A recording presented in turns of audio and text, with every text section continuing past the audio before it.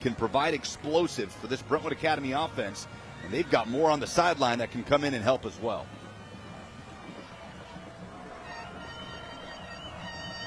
Jenkins brings Lex Baskin in closer to the line of scrimmage, but it's another give to Sanders. Hits a wall, resets, crosses midfield, and is tripped up in Brentwood territory. Larry Sanders, the second, fired up, and he moves the chains. That's an 18-yard pickup for the junior. Looks like a duo play, so it's like a gap scheme play, but instead of pulling, you block it like it's gap scheme, so it's down, down, down, it covers up, and Sanders plays it really patiently there. Le'Veon Bell from the Steelers, they popularized this play. Now everybody and their mother runs it nowadays, and having early success with it is Brentwood Academy. Another BMC Metalworks first down, and the Eagles in business on the opening drive here. They're going to keep feeding Larry Sanders. Quick feet in the backfield. Pyle gets pushed right up close to the sticks, and he'll be stopped short of the first down. 8 carries, 74 yards, and 3 touchdowns for Sanders the second. And he is powering the Eagles on this opening drive. Immediately, what I love from Sanders here, also look at that Brentwood Academy offensive line washing it down. Look at the way Sanders run. He uses his entire body. His other hand isn't just being for balance. He's striking defenders with it. He's trying to play as physical as possible. 2nd and 2 for this Eagles offense that came into the season with the goal of being better at running the football up the middle, and they're doing exactly that. This time, Cruz Jenkins takes a turn. The BA quarterback twisted across the 30. Awkward tackle, but he's back up on his feet, and he moves the chains again. A BMC Metalworks first down. BMC Metalworks, an industry leader in CNC machining and steel fabrication services, celebrating over 50 years of excellence.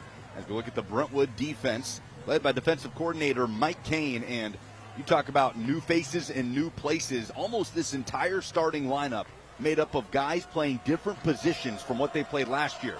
Number 45, Baron Langford, the heart and soul at middle linebacker, will eat up tackles for the Bruins that are looking for a stop here on this opening drive. They're going to go right back to Sanders. Nice hole on the left side, but he's tripped up across the line of scrimmage. Looked like McCager Sutherland, the senior, who got a swipe at the feet of Sanders the second there. Looked like it was well blocked. A little bit of too much contact in the background. The backfield. Yeah, Sanders just getting the shoelace tackle. That's not going to happen to Sanders off. And for Brentwood, when you have a successful first down like that, this is the series you want to capitalize on as we take a look at Larry Sanders, the junior running back. The Brentwood Academy team hungry to get back to its championship status. 14 state championships for this program. Cruz Jenkins chucking one deep into the end zone. Jump ball, it's caught. Keyshawn Bowman. How's that for an opening drive? And the future Oregon Duck climbs the ladder. He's got his first touchdown of the season, and it's presented by South College, where dreams find direction. A statement drive to start things off for the Eagles. Something I loved here from Jenkins for his pass. When you have a talent like Keyshawn Bowman, there's a lot of ways to coach quarterback play. You want a certain arc. Jenkins had some pressure in his face, so what does he do? He throws the ball at a high arc, and he allows his playmaker, who has exceptional athletic ability, to go up and make a play to high point the football instead of playing with a more centered piece. He knows how to utilize his talent. Great job, as the extra point is good. Tommy Baccaro good on the PAT, and the Brentwood Academy Eagles will head back to the sideline, satisfied with the first drive of this ball game, marching right down the field with a 27-yard strike to the future Oregon Duck. Keyshawn Bowman. The Bruins get a chance to respond next.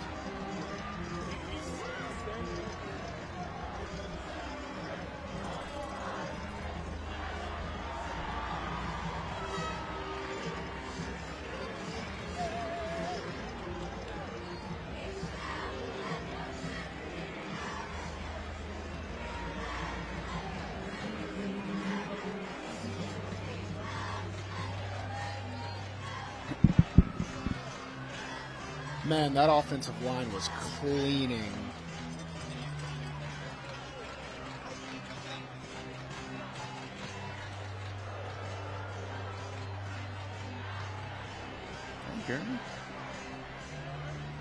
I think they just have a lot going on in the truck. Yes, sir.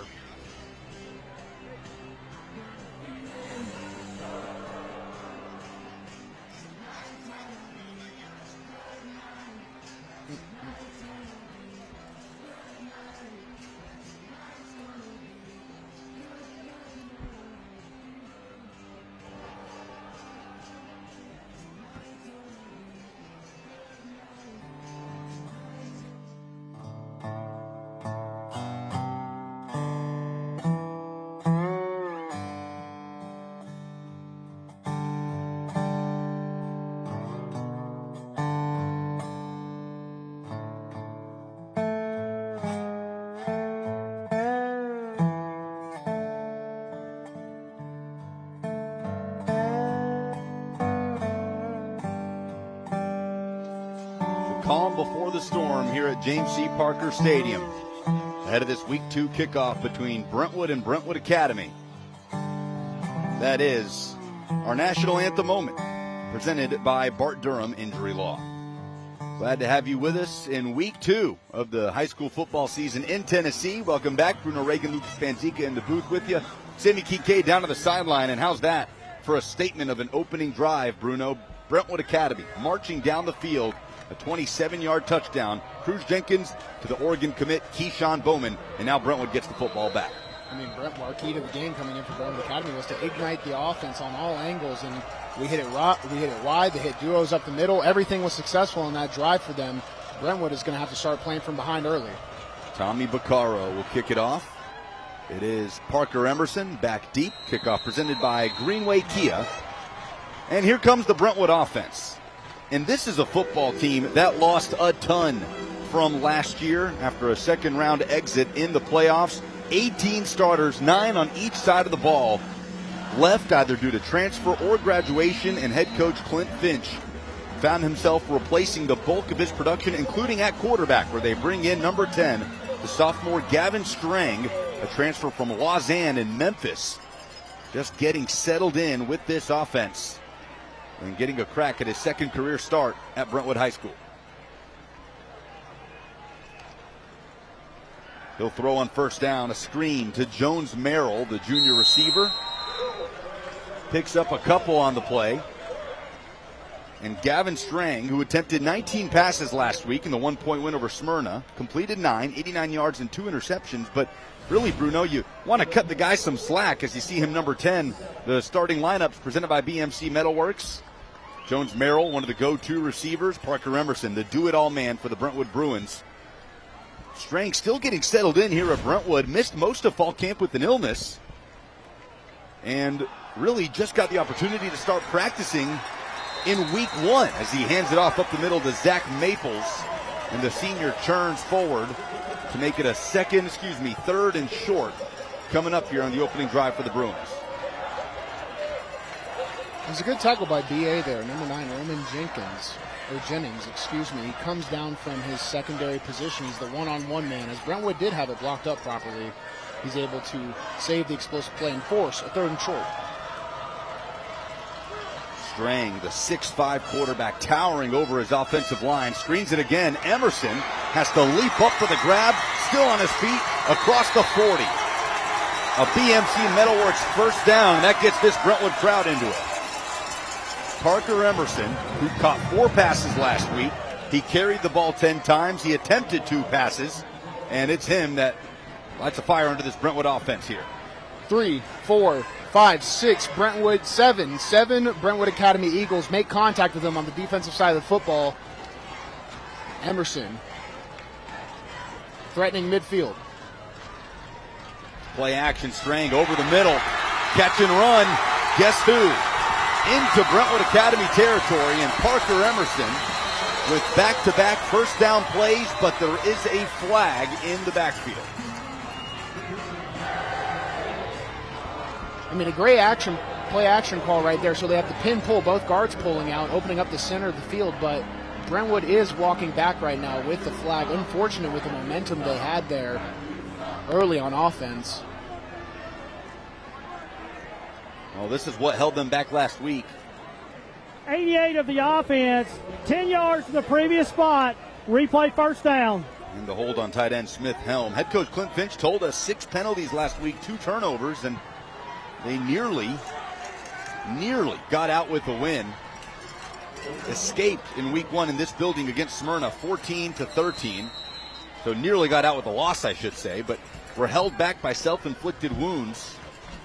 And this time it erases a first down pickup, making it 1st and 20 for the Bruins.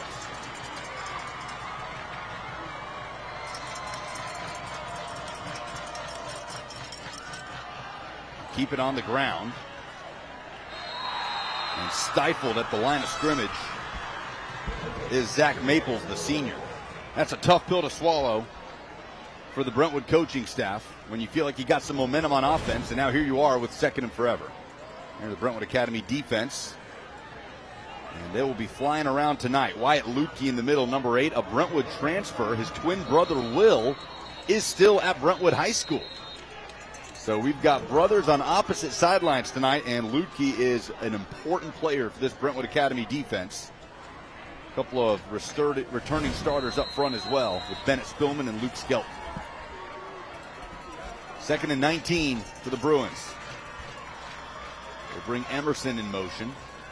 Strang under pressure, just tries to float it away. Falls incomplete, a flag is down. Brody Belleville, Kenny Simons in on the pressure. Let's get the call. And it's going to be holding on the defense. Yeah, you can make contact, you can track that running back, but you can't restrict him by pulling the jersey. As we take a look into the backfield, there is some good pressure from Brentwood Academy, but you see right there on the bottom of your screen, number 40 for Brentwood Academy, Brody Belleville.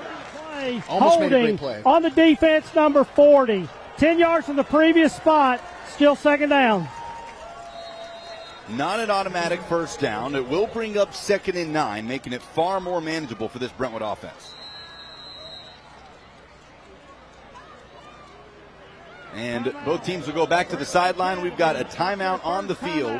Of the first half. Taken by Brentwood Academy. First one of the half will take one with them, as the Eagles lead the Bruins 7-0 in the Battle of Granny White Pike here in Week 2.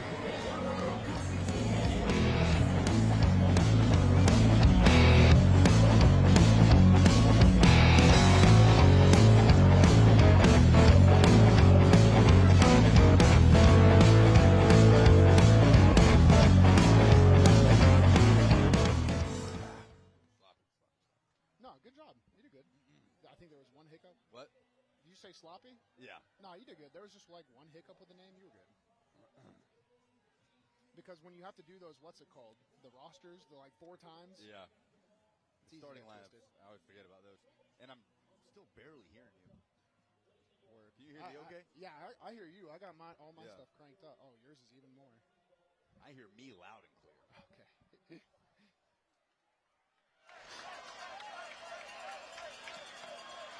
Don't let it start.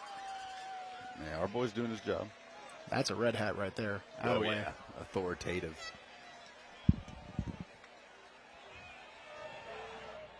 Brentwood Academy. Welcome back to Brentwood, where they are currently hosting Brentwood Academy, and Brentwood Academy is leading 7-0. And I am joined by Sergeant First Class Casey Comstock. And thank you so much for your service, and thank you so much for joining me tonight. And can you tell me how the Tennessee Army National Guard is different from other military branches? Well, the biggest thing that the National Guard does to other services, we're both state and federal. So that means we get benefits both the federal government and the state government of Tennessee. And what jobs can somebody have in the Tennessee Army National Guard? Well, we have about 96 different jobs we're currently looking for. We do everything from tanks to helicopters to mechanics to medical and engineering. That's a lot of different directions that you can take it, and everyone talks about the benefits of being in the military, but what benefit is specific to the Tennessee Army National Guard? Well, our biggest benefit right now is to college education. So with the Tennessee Strong Act, you can go to any state school here in Tennessee and get 100% of its tuition paid for. Wow, that is such an incredible opportunity. And again, thank you so much for your service. And thank you to the Tennessee Army National Guard for being a sponsor of Friday Night Rivals. Guys, up to you. Thank you, Sammy. Sergeant Comstock. Fun environment here at James C. Parker Stadium as the Eagles lead the Brentwood Bruins 7-0. And Brentwood on its opening series bailed out by a Brentwood Academy penalty. Looking at a 1st and 10, according to the sticks here at Brentwood. And now they'll correct it, a 2nd and 9. A little bit of confusion on the spot out of the break from our officiating crew. Clint Finch protesting down on the sideline. And we're going to play ball here. Gavin Strang, the sophomore transfer from Memphis at quarterback. Pressure coming, gets rid of it. That's Jones Merrill getting to midfield. The last in a long line of Merrill brothers to play at Brentwood High School. It was Walker, it was Clayton, and now it is Jones. There has been a Merrill playing at this school since 2017, and they've all got that type of capability to move the chains. got to give a shout out to Strang there for looking a lot more composed than what was advertised from his week 1 appearance. Brentwood threatening the midfield now, even overcoming a lot of adversity, still facing 3rd and short. Could be a decision time, depending. You are at home against a rival. Just short of the chains there on the catch and run. Need 2 yards for the BMC Metalworks first down. And they'll keep it on the ground.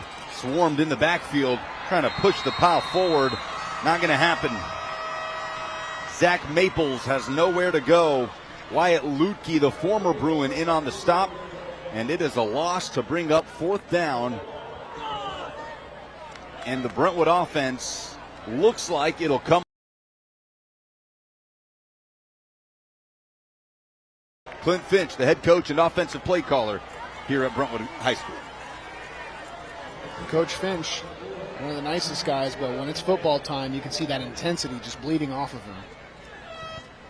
Fisher punts it up and away. Lutke back deep, and it'll bounce out of bounds. A nice punt by the senior. And it will pin the Eagles inside the 20. And we saw this Brentwood Academy offense come out and make a statement on their opening drive, capped by a 27-yard touchdown by Keyshawn Bowman, thrown by Cruz Jenkins. And now the Eagles going to come out with a chance to build on this lead on the road. Head coach Paul Wade, in his 2nd season, came in with a heck of a resume. 4-time state champion, once with DCA, 3 times with Davidson Academy. Safe to say he has had a ton of success in the private school sector, and he's trying to bring that to the most successful program in the history of private school football in Tennessee.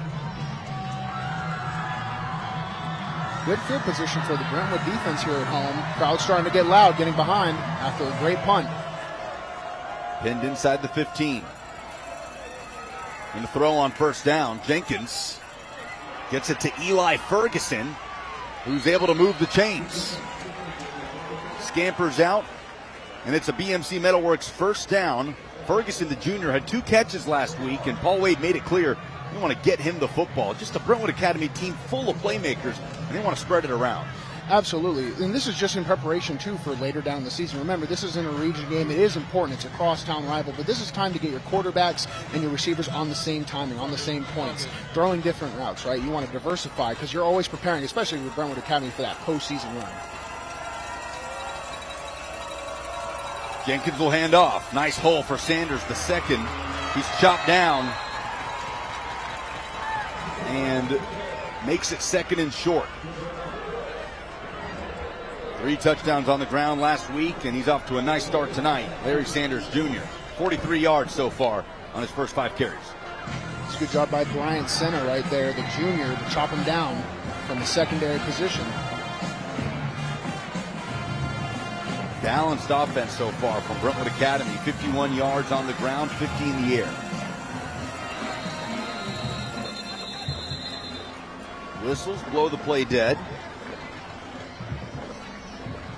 Don't see a flag on the field. Official timeout. With 3:20 to go in the first. 8th time these teams have met. Brentwood Academy has the 6-1 lead in the series. The last meeting was at Brentwood Academy a week ago, a 16-6 victory for the Eagles. And that's been something that Brentwood head coach Clint Finch has wanted since he took over, now in year 5 at Brentwood High School, to bring this rivalry back and make it a consistent fixture on the yearly calendar. More stoppages here. Again, another official timeout.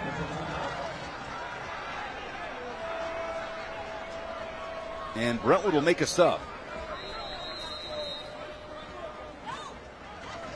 So some early football action here from just about everybody. The players starting to finally settle in, but our officials right now getting the clock, getting right correct down in distances. I think we're ready for a clean game now. 2nd and short. They're going to go back to Sanders, the second.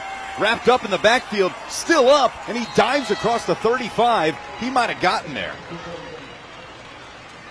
Larry Sanders, the second, refusing to go down to the backfield, and that will move the sticks.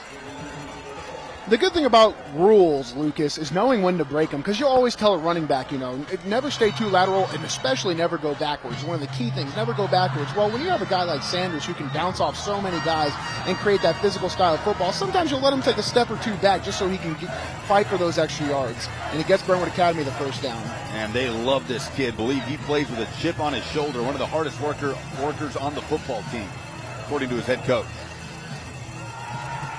Play action. Jenkins looking to go downfield. Has Ferguson. Falls incomplete.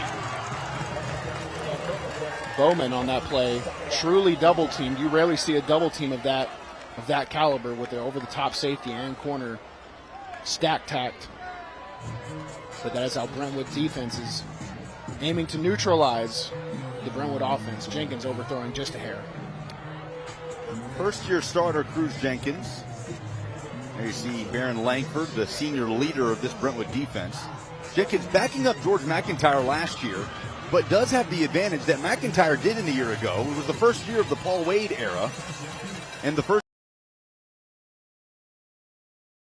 for Jenkins, while he didn't quite play last season, he does have his second year in the offense. Feels like he's got a good grasp of it as they'll continue to feed Sanders the second. The Brentwood defense makes contact with Sanders only about 2 yards ahead of the sticks, but he falls forward an extra 5, setting up a good third down, one where you can both run and pass. That complements Brentwood Academy's dynamic yet balanced offense. Third down upcoming. 3 yards to go for the Eagles. Brentwood trying to get off the field on their second defensive series. Keep it on the ground. Sanders runs into tacklers and runs away from them. There he goes. Larry Sanders down the sideline inside the 20. And Brentwood right now does not have an answer for number 2. A 42-yard scamper for the junior back. And a BMC Metalworks first down for Brentwood Academy. Sanders hitting immediate cuts right there, shaking guys out of their boots in the blue jerseys. And you see right there for Brentwood, number 39, Jack Nelson, tracking him down to save the touchdown. Those could be point savings that affect later in the game. But Brentwood Academy is looking, you don't want to say unstoppable, but they have a lot of momentum very early in this game. Once this offense gets rolling, it is hard to stop when Larry Sanders II is doing his thing. They'll sub him out, giving Wyatt Lutke a turn. Going up against his former school, Lutke picks up a few before falling at the 12. And Brentwood Academy trying to show some of that running back depth with transfers that have come in really from all over. Wyatt Lutke, without a doubt, the one arriving at Brentwood Academy with the shortest distance to get there. Less than 2 miles that separate these two schools. Paul Wade joking with us before the game, a 5-minute bus ride. They're going to have bus rides a lot longer than that. He might accidentally show up to the wrong school just out of sheer habit. Back to Lutke. Tripped up across the 10. We'll hear more from Sammy Kincaid later on about the Lutke family, how they're handling tonight with his twin brother Will still playing for the Brentwood Bruins. And Paul Wade is happy to have Wyatt Lutke on his team. Called him a special kid on and off the field. Another big third down here. 4 yards to go. Sanders II back in the game for the Eagles. Brentwood has done a good job of forcing third down, but Brentwood Academy has made it third manageable, every single time. 3rd and 3, 3rd and 4. So it opens up that potential for a pass game, also that run game. It's just been too dynamic for them to handle. And now a timeout on the field, as that took us to the end of the first quarter. Brentwood Academy with an early lead and looking to build on it here as the first quarter becomes the second in Williamson County.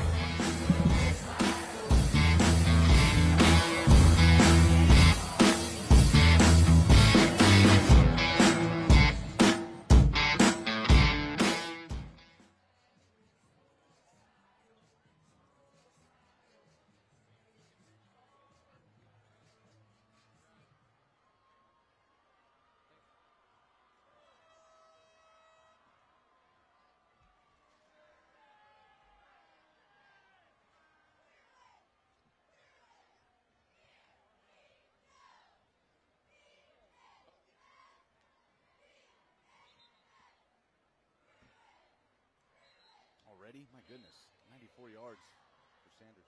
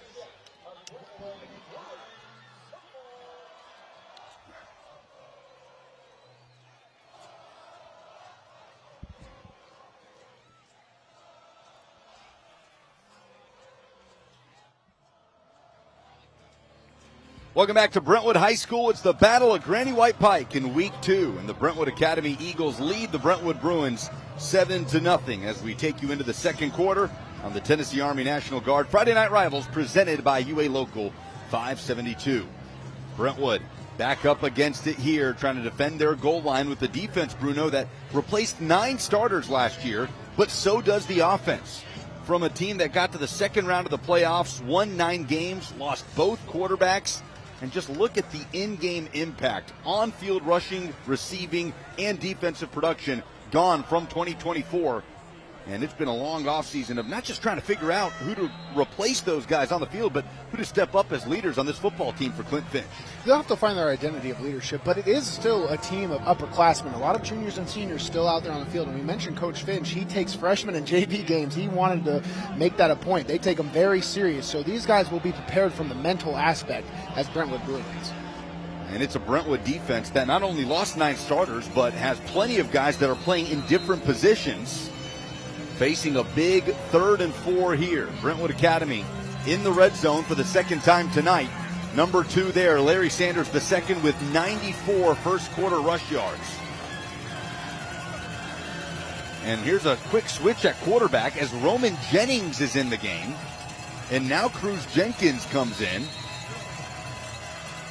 And we've got a timeout on the field.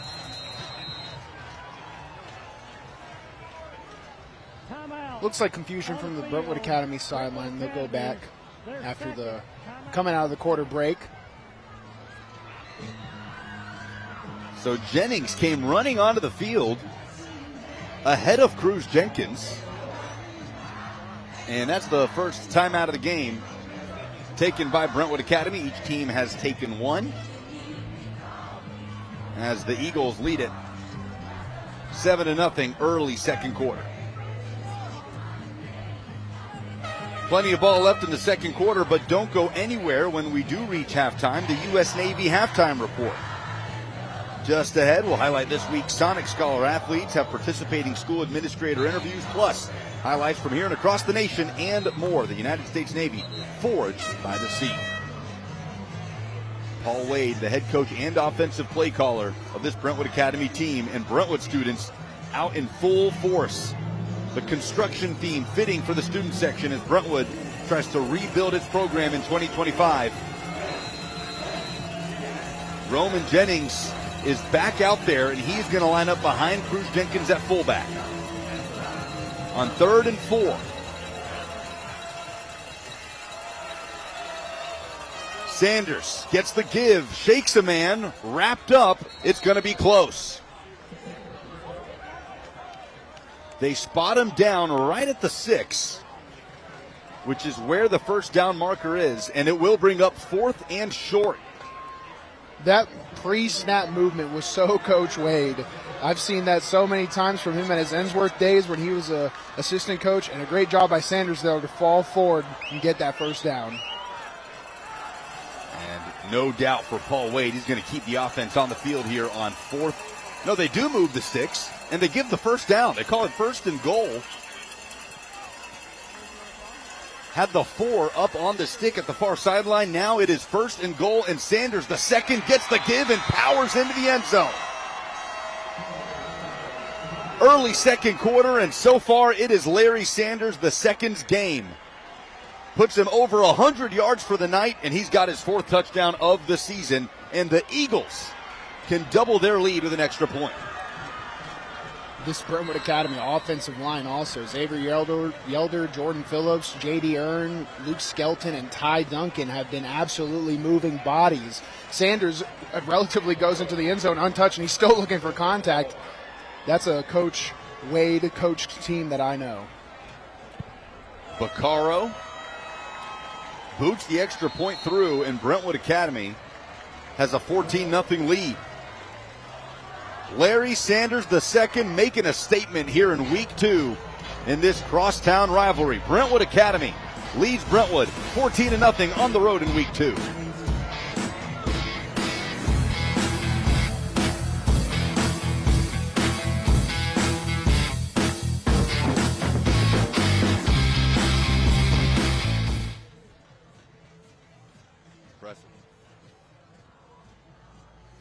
Night and day from when I saw this team. Night and day. They're also playing. Yeah. Probably a little bit less than that. You must have been out. It was last year we saw them play Brentwood Academy. Oh, my bad. I forgot. Transfer. Who? Sanders. Oh, okay. Yeah, I know. I was just saying, you must have missed the Brentwood Academy game last year because they look a lot cleaner this year. He lives in Clarksville. What does he bus over?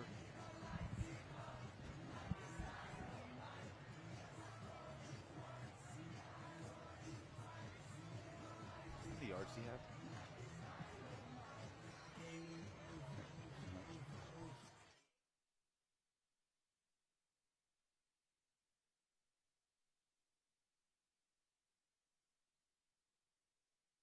Tonight's broadcast of Friday Night Rivals can also be seen streaming live on mytv30web.com, Fox 17 Facebook Live, and YouTube. Brought to you by South College, where dreams find direction.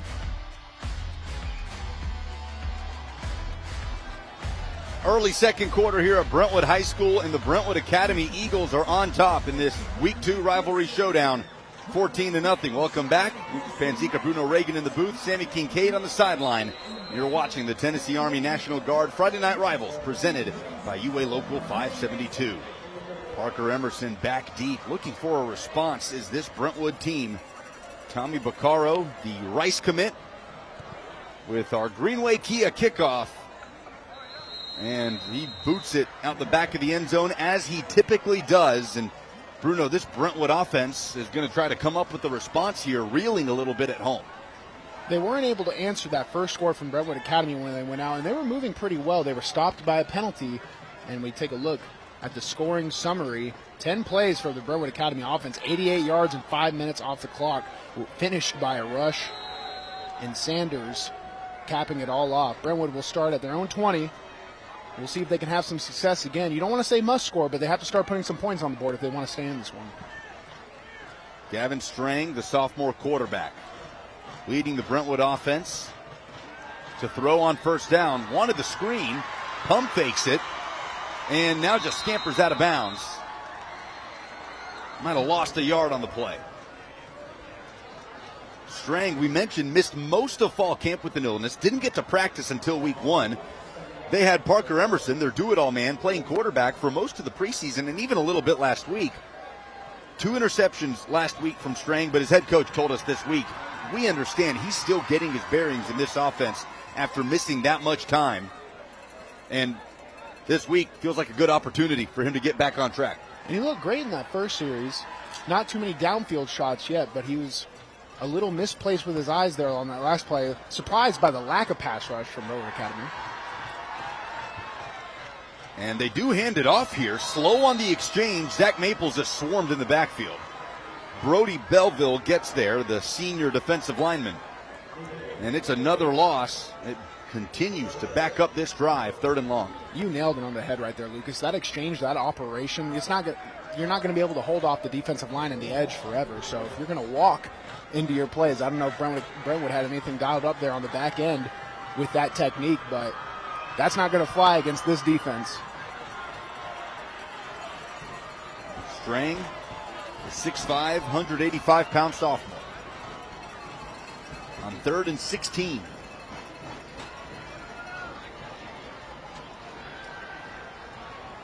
Pressure coming in from behind. He's flushed, and Strang is wrangled down at the 15-yard line.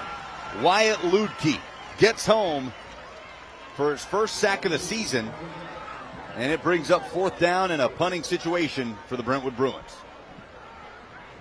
Take a look at Ludke right there, and Strang not able to get a downfield look. I mean, it was well covered by Brentwood Academy, but you have to give your offense somewhat of a chance without forcing a turnover. He gets outside of the pocket. It's a tough position for Brentwood, as Brentwood Academy will start with good field position off of this punt. Fisher will punt it away. Lex Baskin, the dangerous return man, back deep. But he's going to watch this one bounce. And it'll be good field position for the Brentwood Academy Eagles that are off to a red-hot start in this game, especially offensively. Last time out, a 10-play, 88-yard drive. And it's been all about the ground game with Larry Sanders II. And Brentwood trying to come up with a candidate for the school bus stop of the game, presented by NHTSA. Stay with us in the 4th quarter. We'll be highlighting it. The law in every state requires drivers to always stop for a school bus when the stop arm is out and the red lights are flashing. Paid for by NHTSA. Drive starting at the 45 of the Bruins. And Cruz Jenkins has been the point guard, but Larry Sanders II has been the main man. 104 rush yards already for number 2 in the Brentwood Academy backfield.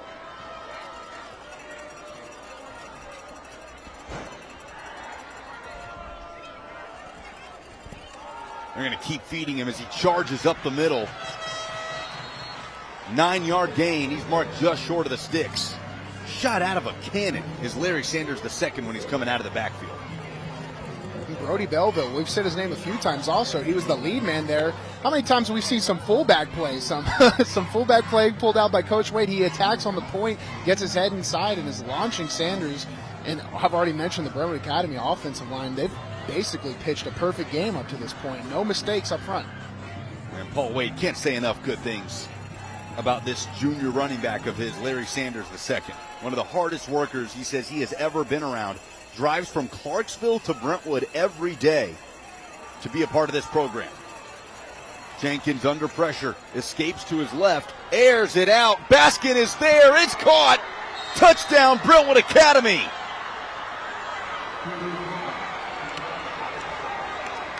What a pitch and catch from Jenkins to Baskin. And this Eagle offense is flying high in week 2. We'll get that replay. Jenkins avoiding the rush, keeping his eyes downfield the entire time. Throws what you could call a perfect ball, undefensible. Reels it in some head action. Brentwood Academy and Lex Baskin reeling it in. We're watching some high-level offensive football right now, right here on MyTV 30. Vaccaro nails the extra point. 21-0 is the Brentwood Academy lead. And we'll take a break. Lex Baskin and Cruz Jenkins take a bow. A 36-yard connection to extend the Eagles' lead to 21.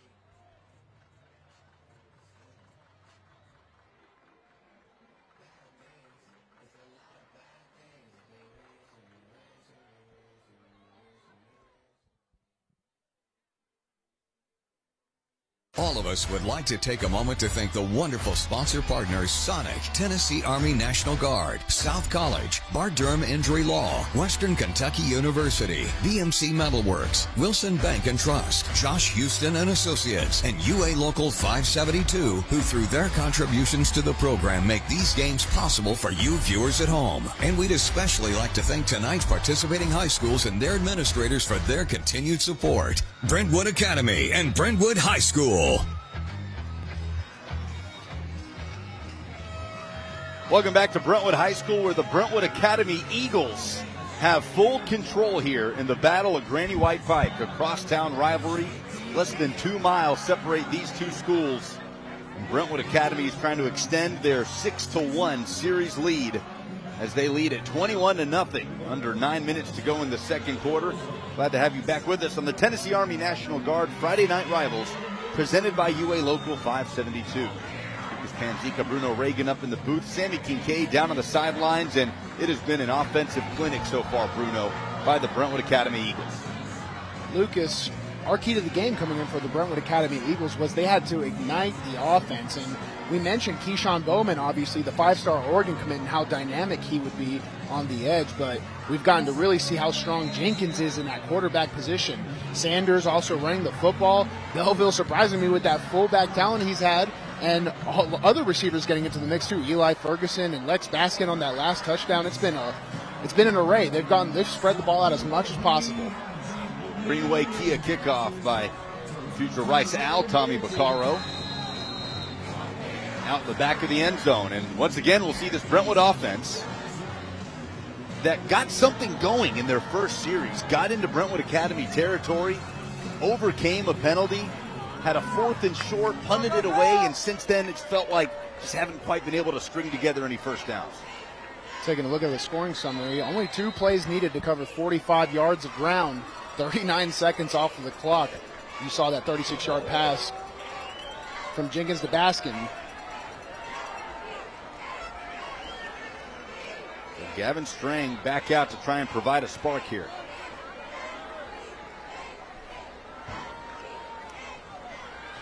Screen to Emerson, and he evades one tackler but is swarmed at the sideline.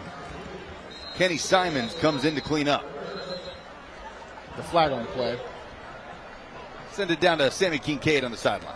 Hey guys, I was just listening over on the Brentwood side when the offense was down here, and they were telling Gavin just to let it rip. Don't be scared, that you have plenty of time. And you know that that's going to be something in the back of his mind, because last week, which was his first week to play since he was out with the medical illness 4 weeks before that, he threw 2 picks last week. So it's a little bit in the back of his mind right now, and his offensive line is saying, hey, just go out there. We've got you. We're giving you time. Just settle down a little bit. Yeah, thank you, Sammy. As our officiating crew sorts out the penalty here. During the run, face mask, 5 yards on the defense, number 28.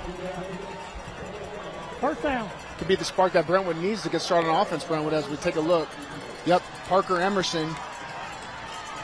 Yep, there it is, that turn of the face mask. He's lucky he didn't get an injury there. That was Easton Joyner, the senior.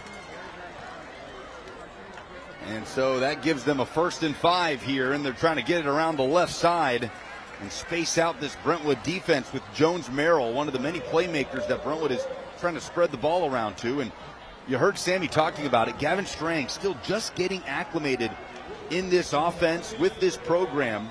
Teammates trying to lift him up here, facing a 21-0 hole, and this drive just feels so important for Brentwood to stay in this game at home. And you talk about getting Strang in motion right now. 2nd and short is where I love taking shots. It could be play action, it could just be the deep ball, because you still have that third and short opportunity. So don't be surprised if they try to get him going here with the arm. 2nd and 2.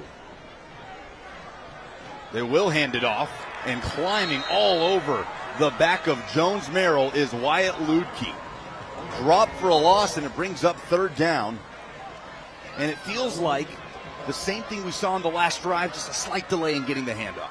Absolutely. Well, and it could be Strang trying to get used to it too, because it's a key fake, right? So he's eyeing his reads. Some linebackers are off the edge, and Ludke is just too athletic off of that edge to leave him unmanned. And eventually he's going to get to that backfield and at least be disruptive, even if you get the ball out. You know Ludke was getting up for this one this morning. the former Brentwood Bruin, playing his former program, now at Brentwood Academy, wearing number 8 in the middle of that Eagle defense. 3rd and 8 for the Bruins.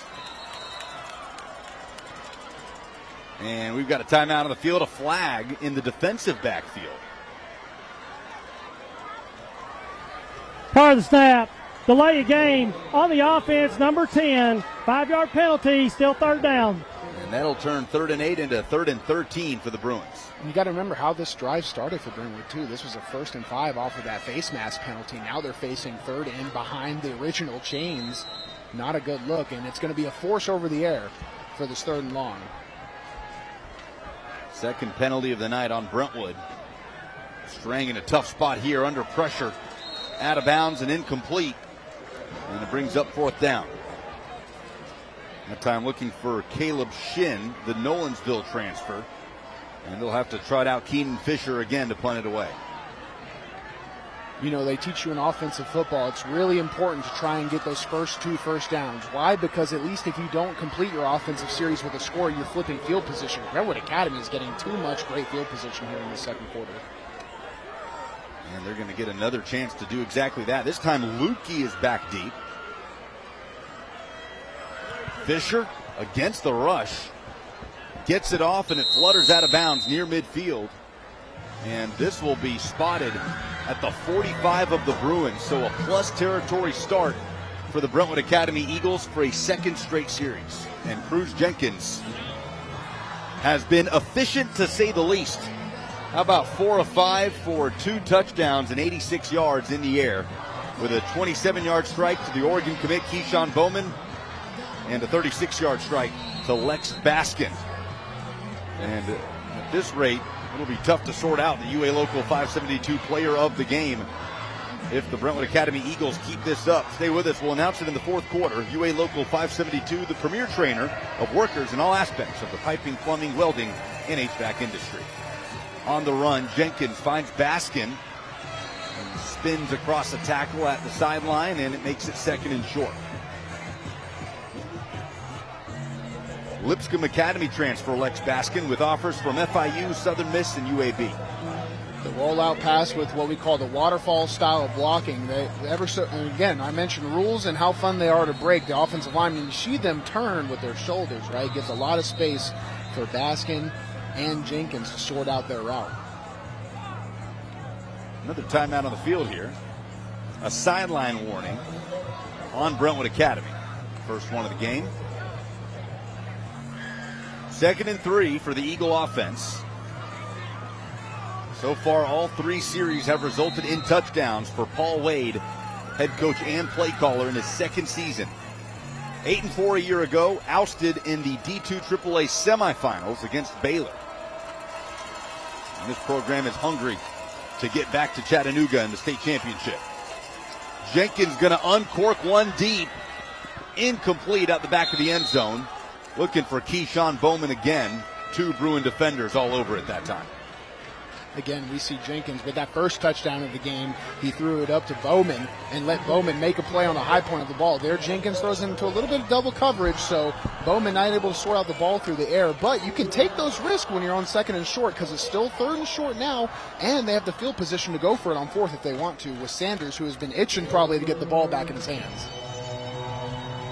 3rd and 2.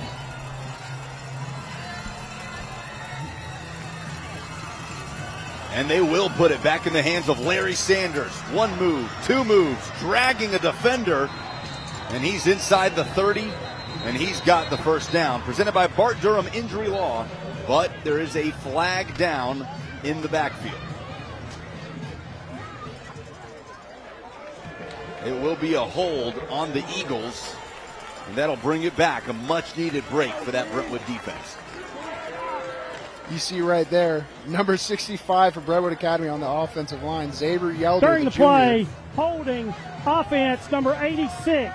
10-yard penalty, still 3rd down. He was trying to get a listen as they called that on the tight end. Hollis Watson, the senior, Brentwood Academy, almost pitching a perfect game on offense up to this point in the second half, or excuse me, the second quarter. But they do get put back in a 3rd and long situation. We'll see if Jenkins can perform and operate from this down position where the Brentwood Bruins defense gets to tilt their ears back a little bit and get a good pass rush. 3rd and 12.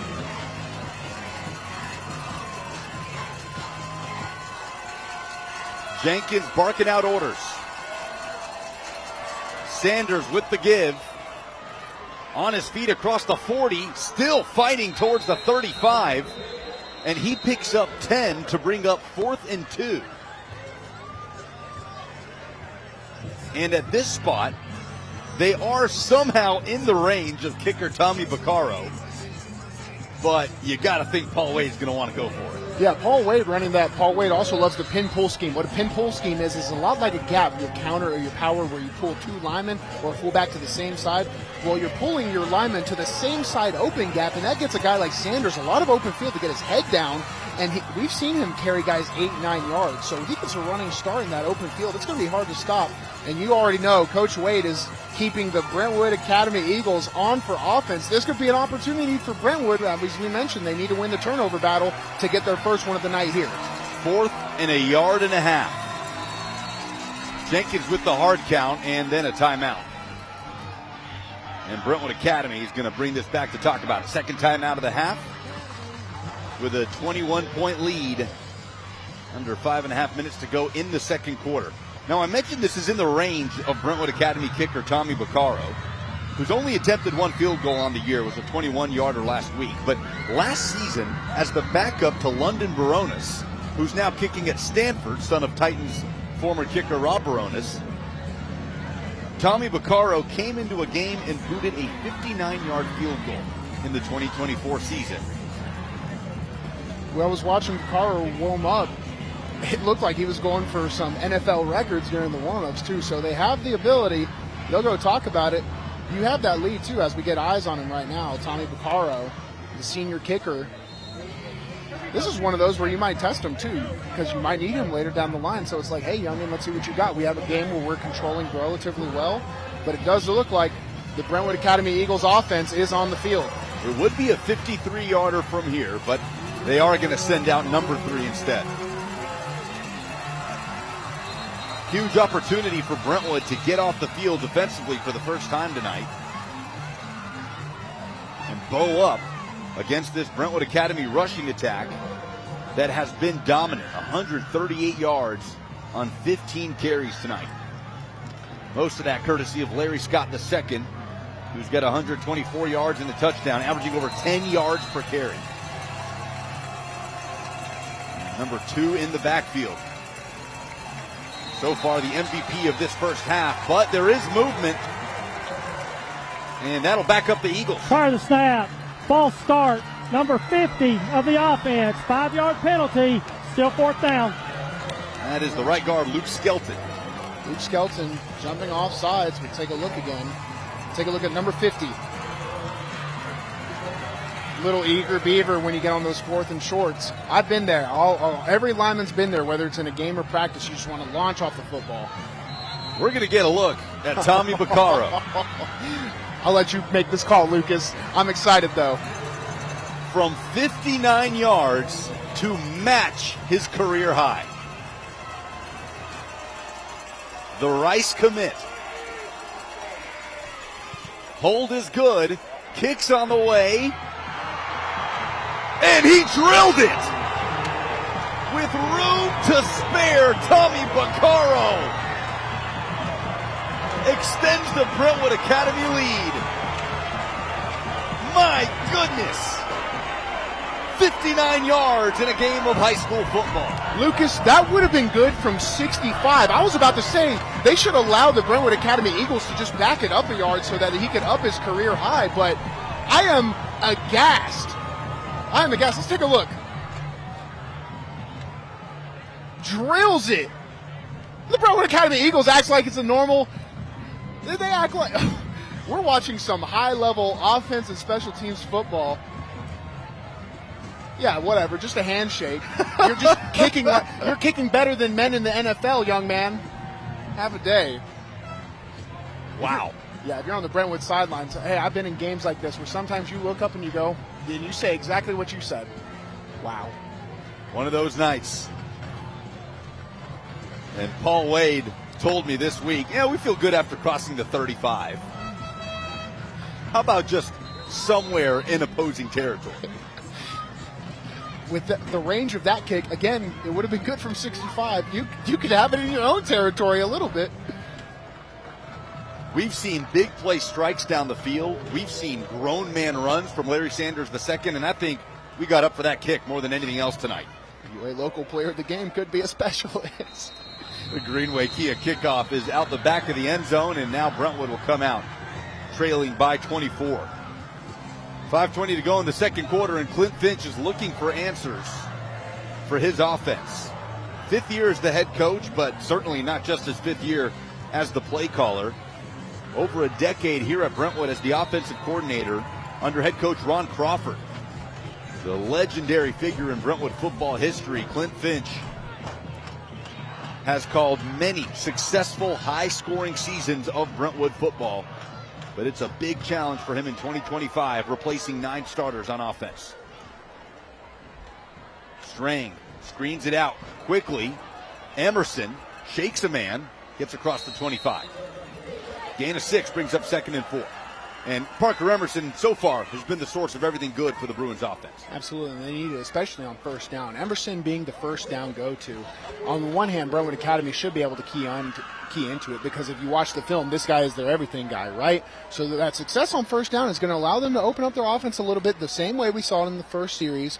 But if Brentwood has a chance at this game, they're going to need Parker Emerson to carry, catch, throw, who knows, roll with the rock. 2nd and 4. On the play action, over the middle, Merrill just unable to hang on. 3rd and 4 after the incompletion. And those feel like the gotta-have-it plays for Brentwood down 24. Absolutely, and it was a good throw coming off of some pressure. It was just a little bit on Merrill's back shoulder, and it came out hot out of the pocket. Still an opportunity to extend this drive, but if Brentwood Academy gets the ball again with 4 minutes to go, we've seen them score with only 30 seconds.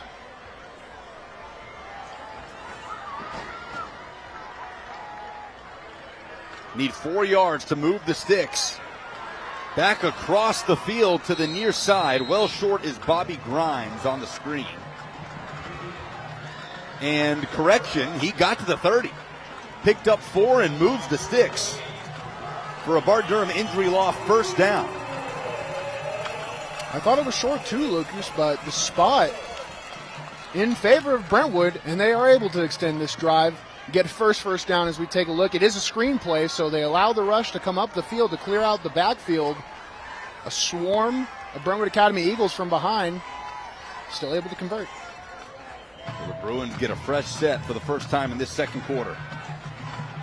Keep it in the screen game. Again, it's to Grimes, who is wrestled down in the backfield by Roman Jennings, the junior, who's slow to get up. No gain on the play. It'll bring up 2nd and 10, and Jennings will take a seat here and get looked at. 3:44 to go. Offensive series. 2 touchdown passes by Cruz Jenkins, a touchdown run by Larry Sanders, and a 59-yard field goal by kicker Tommy Baccaro as we look at the injury to Jennings. Just a little twisted up on the ankle there. All of his weight on his ankle in a very, very awkward position where he could have planted. And thankfully we see Jennings pop up and walk off the field on his own power. One of the many junior players on this roster. And for Paul Wade, that means the vast majority of his key players are going to be back in 2026.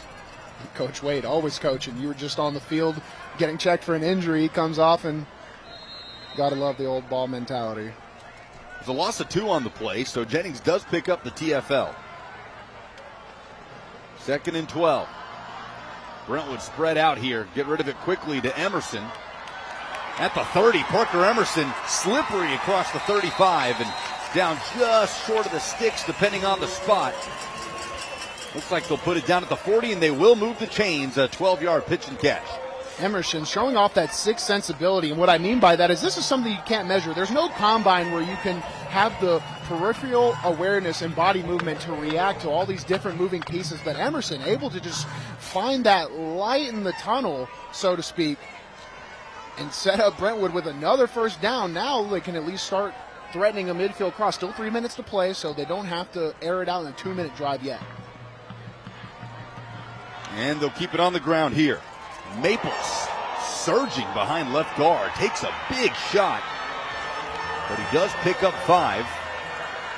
The hit delivered by Easton Joyner, the Miami of Ohio commit, going to go play his college football in the MAC next season. He laid the wood on this one. Tell you what, Maction can use that sort of physicality. Joyner, returning starter in this Brentwood Academy defense. So we'll see if they go back to Maples on the ground here on 2nd and 5. Number 44 playing in place of starter Isaac Carano. Picked up an injury this week at practice. But Strang will throw on 2nd down. He'll find Maples, who's able to get across the 45. It'll bring up 3rd and short. And Brentwood, who will get the football to start the 3rd quarter, has a chance here, Bruno, to stack the end of the 2nd and the beginning of the 3rd. And if there's any way to get back into this game, that feels like the best path to doing it.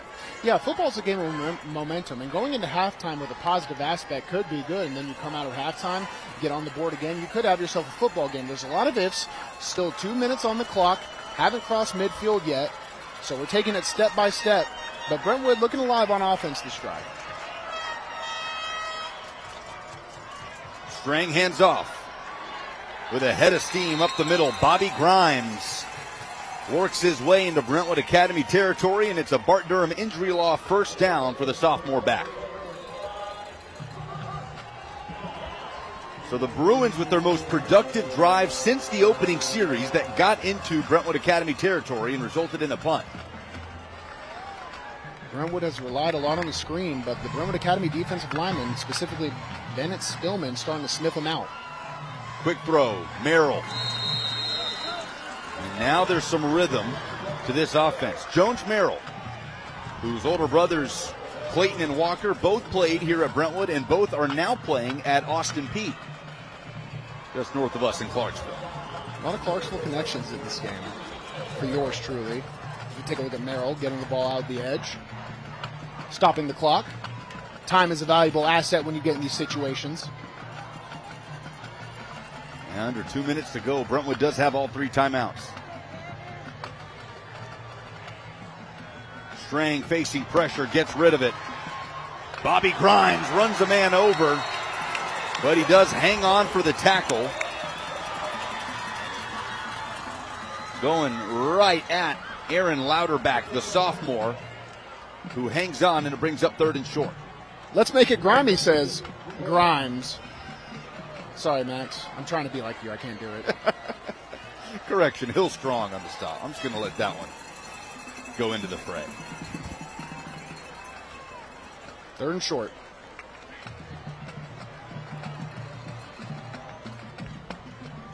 Play action. Wide open for the first down. And it's another Bart Durham injury law chain mover. That time Strang found Dylan Jackson, the senior. It's a good job by Strang checking out his progression. You see his eyes, he sees his man open. They're playing a little loose on the edges because they know that the clock is on their side for Brentwood Academy. We're at exactly 1 minute as a timeout comes onto the field. First timeout of the half by Brentwood. And this is the kind of boost that the offense needed, but got to come up with points at the end of this series if you're the Bruins. Stay with us. The U.S. Navy halftime report coming up in just a few minutes. And we'll highlight this week's Sonic Scholar athletes. We'll have participating school administrator interviews, plus highlights from here and across the nation and more. The United States Navy forged by the sea. So 60 seconds left, 2 timeouts, a massive crowd here at James C. Parker Stadium, watching, waiting for this Brentwood team to get back in it. What do you like here if you're Clint Finch? And the way this offense has motored down the field has been very balanced so far, but at this point, time is something to take into account. I think with the time that you have right now, you do have 2 timeouts, but I think it's time to maybe one more first down. You're operating well, but it might be time to see Strang take some shots to the end zone because you don't want to come away with 3 here. You need 7 at this deficit. Strang has Maples to his right, brings Merrill in motion, fakes the screen, and now will deliver it. Merrill in the open field, tripped up, down inside the 35. Shoestring tackle by Mason Murphy. And there's the second timeout of the half by the Bruins. You would hope Merrill would be able to get out of bounds there, but he tried to make one cut in. It's a surprise how well these Brentwood Academy defensive linebackers and secondary players can move on a dime laterally. Brentwood forced to use a timeout.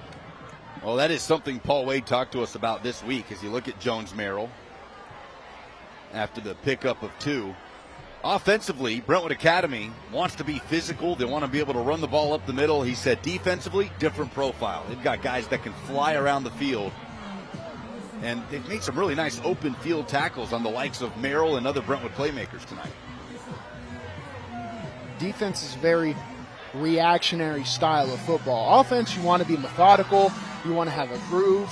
You want to have misdirection, but defense, it's all reaction, right? So you can set up the best you can with your 11, but at the end of the day, it just comes down to, can you read your keys, can you play discipline, and can you be an athlete in the open field when you need to? Can you run through tackles? And right there, even the shoestring on Merrill can be used. Paul Wade on the left in year 2, Clint Finch on the right in year 5 at Brentwood. Both offensive play callers. And this is Finch trying to draw up a scoring drive for the Brentwood Bruins. Strang under pressure, floats it out for Grimes. Pressure provided by Kenny Simons, the junior outside linebacker. Brings up 3rd and 8.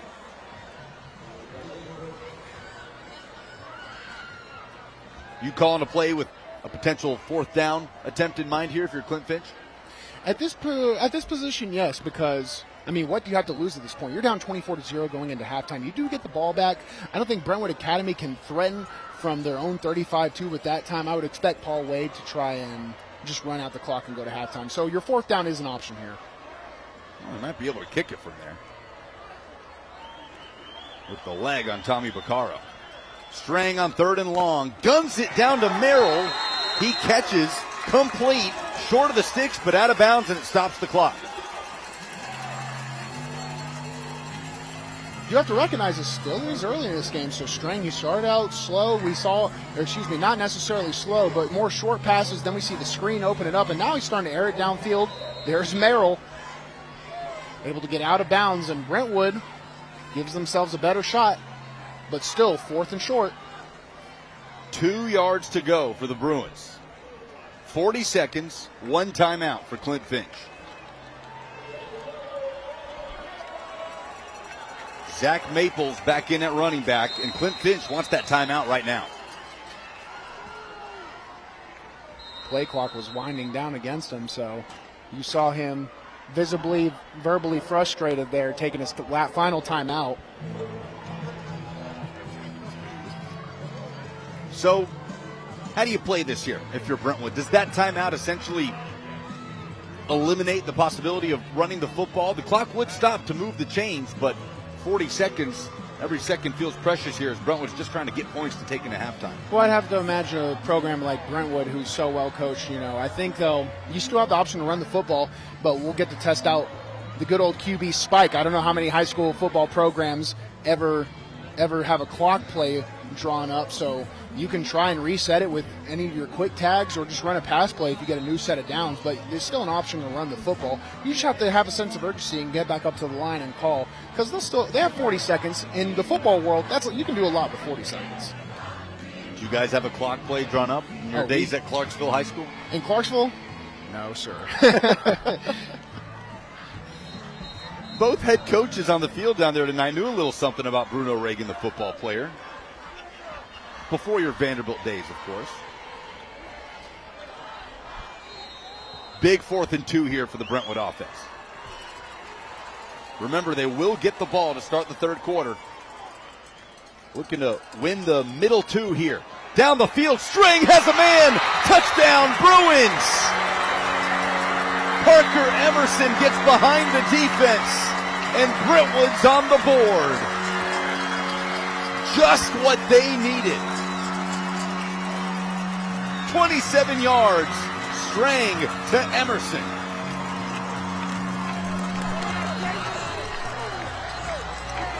Taking a look at the Brentwood depth chart, QB1 to QB2, Gavin Strang to Parker Emerson. Emerson able to find that hole in the defense as the extra point is up and good. Brentwood says, hey, hold on, we're not done yet, as they will receive the ball coming out of halftime. Still 32 seconds left on the clock. Brentwood Academy has scored within a 30-second marker this half, so not over yet. Only one timeout, though. Touchdown presented by South College, where dreams find direction. And that has ignited this crowd at James C. Parker Stadium. Just a spark that Brentwood and quarterback Gavin Strang needed, the boost of confidence to cut this lead to 17 with a chance to get it back to open the second half. Here's a look at it again. Strang getting on his tippy toes to air the ball out, and who else but Parker Emerson coming in.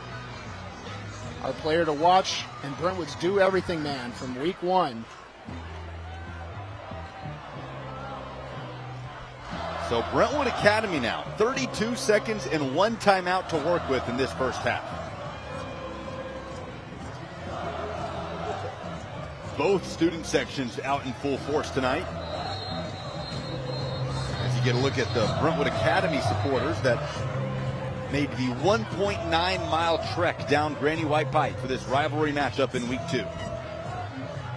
Both teams 1-0, looking for an early season statement ahead of region play for Brentwood, which will start next week. Brentwood Academy will be back home next week for a D2 AAA semifinal rematch against Baylor in week 3. So big games ahead for both programs, but make no mistake, this one has been circled on the calendar for quite some time. The Battle of Granny White Pike. Here's the Greenway Kia kickoff from Fisher. Baskin fields it in the end zone. A touchback for the Brentwood Academy offense. How aggressive do you see Paul Wade being here? I don't. I think they run the clock out, take it out. Well, in the offensive line world, your shot is also, I've seen it before where you run that power play to run the clock out and you get a man one-on-one, especially with someone like Sanders in your backfield. It can always be a threat, so you don't want to just assume things if you're Brentwood on defense. Cruz Jenkins has had himself a night. 5 of 7 passing for the junior quarterback, first-year starter, 94 yards, 2 touchdowns. Efficiency at its finest in the Brentwood Academy passing game in this first half. And they're going to run a play. Jenkins will tuck and run out of bounds, and that took... Clock's still running here. It stops at 22 seconds. 10 seconds run off the clock. Not the look Brentwood Academy wanted there. I would assume they're trying to cover down 15 to 20, but Brentwood with good coverage. Usually you see coverage loosen up to play a more prevent style in these situations, but too much field to cover. As we take a look at our scoring summary, 15 plays for the Brentwood Bruins, 80 yards in only 4 minutes, capped off by that 27-yard pass from Strang to Emerson. Exactly what Brentwood needed out of this first half. Jenkins bobbles the snap, ball's on the ground, Brentwood comes up with it. The Bruins take over in the red zone. And things are starting to fall Brentwood's way in the Battle of Granny White Pike. Inside the last 20 seconds of the half, a high snap, and it is recovered by the Brentwood defense. Falling on top of it is Converse Kate, the sophomore. I mentioned that football is a game of momentum, and you see it live and in person now with Brentwood only having one real live offensive series. They then drive down 80 yards in 15 plays to the other side of the field, and then with garbage time, that's why you see a lot of teams just run the ball out going into the next half. Jenkins, an unusual turnover, and Brentwood has a ball in scoring position. Strang under center here. On the play action, looking to go downfield, has Merrill, touchdown Bruins!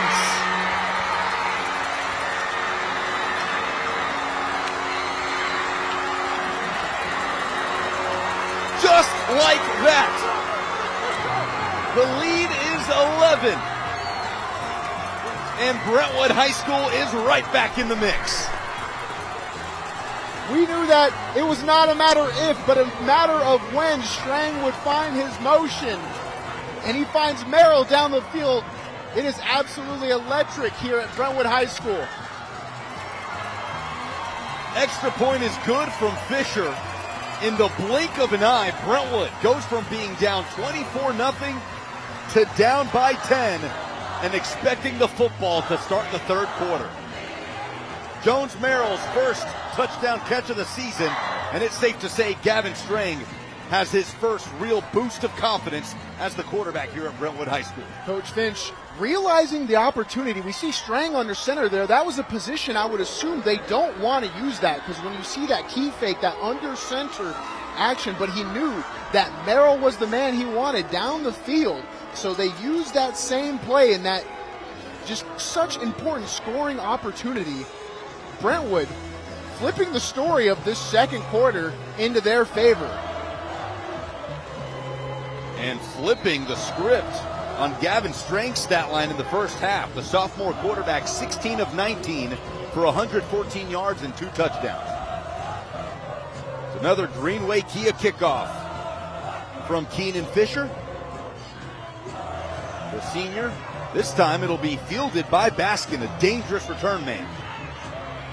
In the open field, Baskin across the 35. Flag is down as he's out of bounds across the 40. Time also runs off the clock, so you'd have to imagine that would be declined, and we would take this game to halftime as both teams start heading towards the locker room. And that is exactly the case. Early control from Brentwood Academy and a 14-point surge by Brentwood. Not ready to write the story of the 2025 edition of the Battle of Granny White Pike just yet.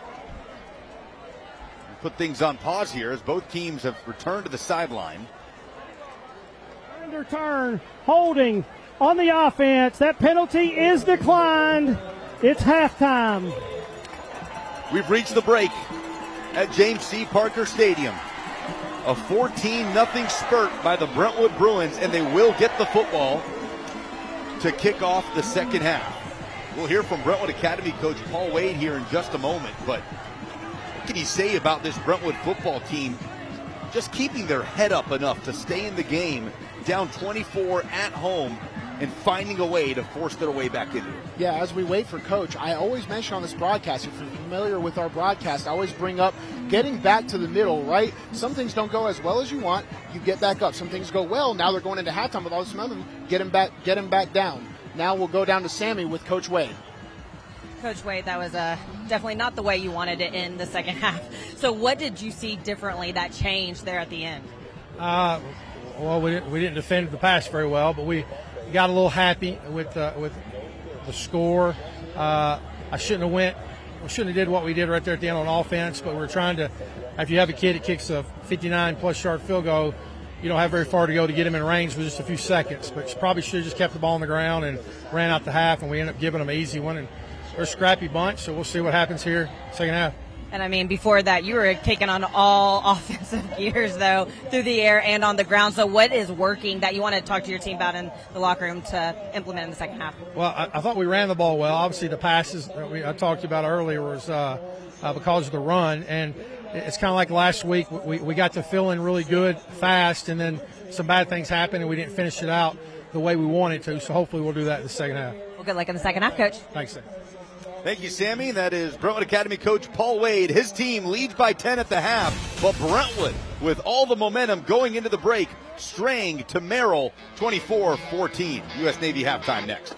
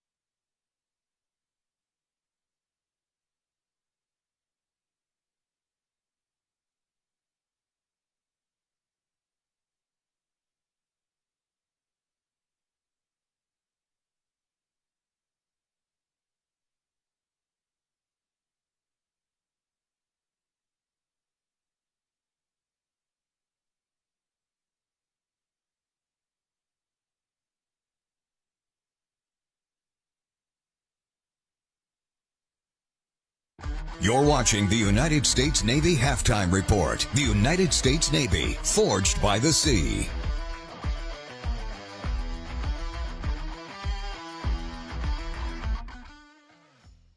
We're proud to present the Sonic Scholar Athlete of the Week.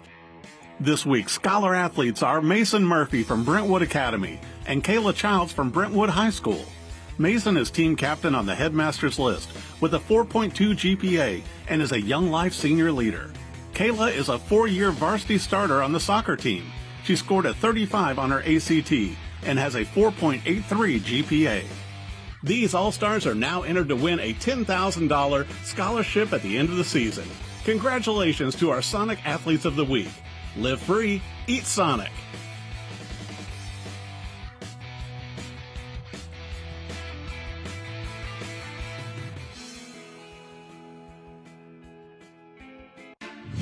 This week's Friday Night Rivals Educator Spotlight is presented by Western Kentucky University. Climb higher at Western Kentucky University. Welcome to Brentwood High School, where I am currently joined by Brentwood Academy's head of school, Dr. John Patterson. And thank you so much for joining me tonight. And you got to be happy with the scoreboard. That is a wild first half, though. And you guys had a wild time, I heard, at your first home game. Fireworks, music. Tell me, what is going on at Brentwood Academy? We're just trying to provide a great environment for our people. We want them to have a good time, and it's part of the high school experience, right? Is communities coming together. That's where Friday Night Lights is so important to every community. It's what brings you together, and we just were trying to have a good time with our families. I think they did a good time. Well, Coach Wade was telling us about it. He was really bragging on it. It sounds like everyone had a great time. And what makes Brentwood Academy different? Well, I think it's our mission. Our mission is based on Christ, and we expect our kids to be different that way. At the same time, compete hard. We talk a lot about knocking people down but picking people up. And so that's kind of what we stand for. We stand for Christ, and that's different. We're teaching our kids to be countercultural, right? We tell them all the time it's not about them. It's about what they do with the gifts Christ has given them. And so it's countercultural what we're trying to do with our kids, but we're really proud of our community and our kids and our school, and really glad to be part of this Brentwood rivalry tonight. Absolutely. Well, good luck in the second half to Brentwood Academy, and thank you so much for joining me during halftime. And thank you so much to Western Kentucky for this Educator Spotlight. Whenever we come back from break, we're going to have a whole lot more for you, highlight stats. Stick with us. We'll be right back. This week's Friday Night Rivals Educator Spotlight is presented by Western Kentucky University. Climb higher at Western Kentucky University.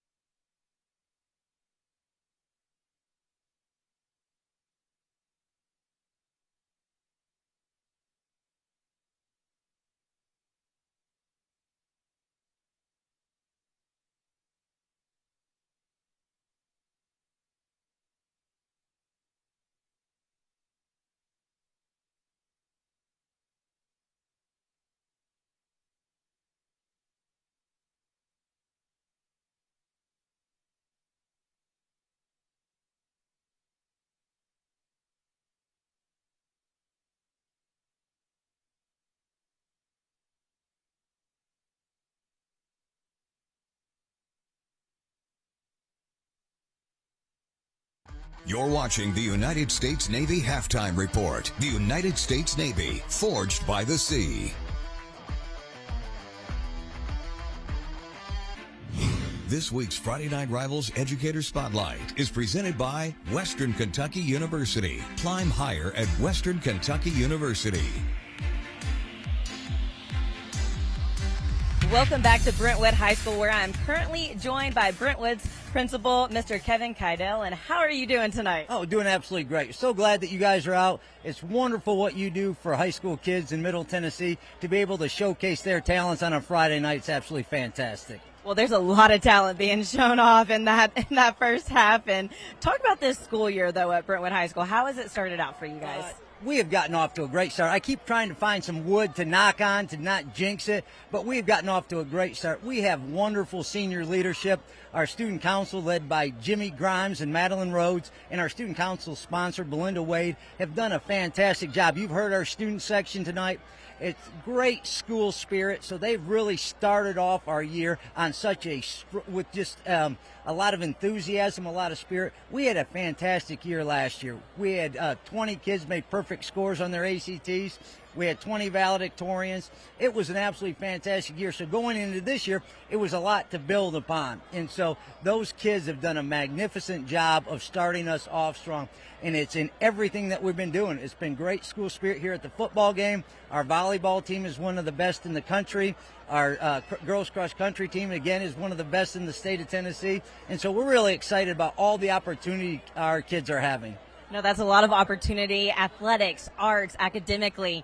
And the students are putting in all the work, but it really also speaks to the community here. For them to be able to do that means that they have some support, too. Oh, they certainly do. Everyone has high expectations. And so it's all about academics, athletics, and the arts, and everybody is academically oriented. So that's what we love about you guys coming out on Friday nights is most of these kids, very few of these kids are going to be seen on ESPN playing college football. But what they are is they are true student athletes. Our student athlete of the week, Kayla Childs, she had a hat trick last night in the soccer game. She's going to Tennessee Tech in engineering to study engineering and play soccer. So it is just a wonderful example of the true student athlete.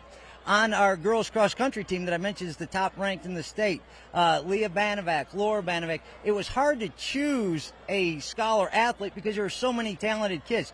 We had 25 kids that are student athletes that had above a 4.6 GPA. So when we were trying to determine who's going to be that student athlete to representative, it was a very difficult decision because everybody in our school focuses on the academic portion of it because they're either going to get a scholarship. Most of them are going to get an academic scholarship. Very few are getting that athletic scholarship. And we have a few that are gifted enough to be able to pull off both. But we're really excited for her opportunity at Tennessee Tech. We're excited about every one of the kids' opportunities and how important it is. But as you said, it's a community expectation. Our head football coach teaches AP Human Geography. Clint Finch they are teachers first and foremost. Sarah Rucker, our volleyball coach, teaches Spanish. Everyone here is involved in the academic preparation of our kids. And so we are so excited about what they pour into kids and what our kids are able to achieve. That's impressive. Very, very impressive. And again, thank you so much for highlighting, Brentwood, what you have going on, and thank you for joining me down here and hosting us tonight. And thank you again to Western Kentucky for this Educator Spotlight. Whenever we come back from break, we're going to have a whole lot more highlight stats. Stick with us. We will be right back. This week's Friday Night Rivals Educator Spotlight is presented by Western Kentucky University. Climb higher at Western Kentucky University.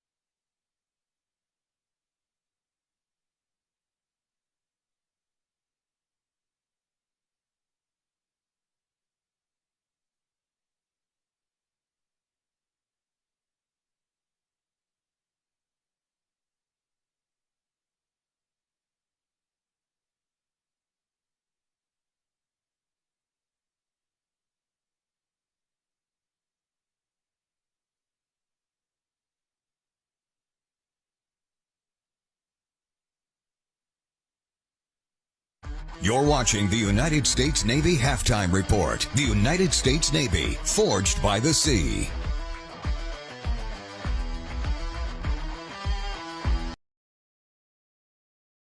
On the Tennessee Army National Guard Friday Night Rivals, presented by UA Local 572. And we've got us a ball game. Brentwood Academy leading Brentwood 24-14.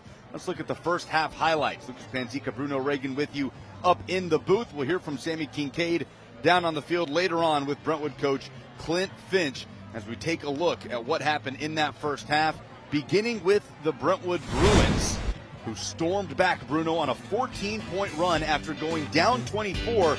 Gavin Strange finding himself in this ball game with a 27-yard strike to Parker Emerson.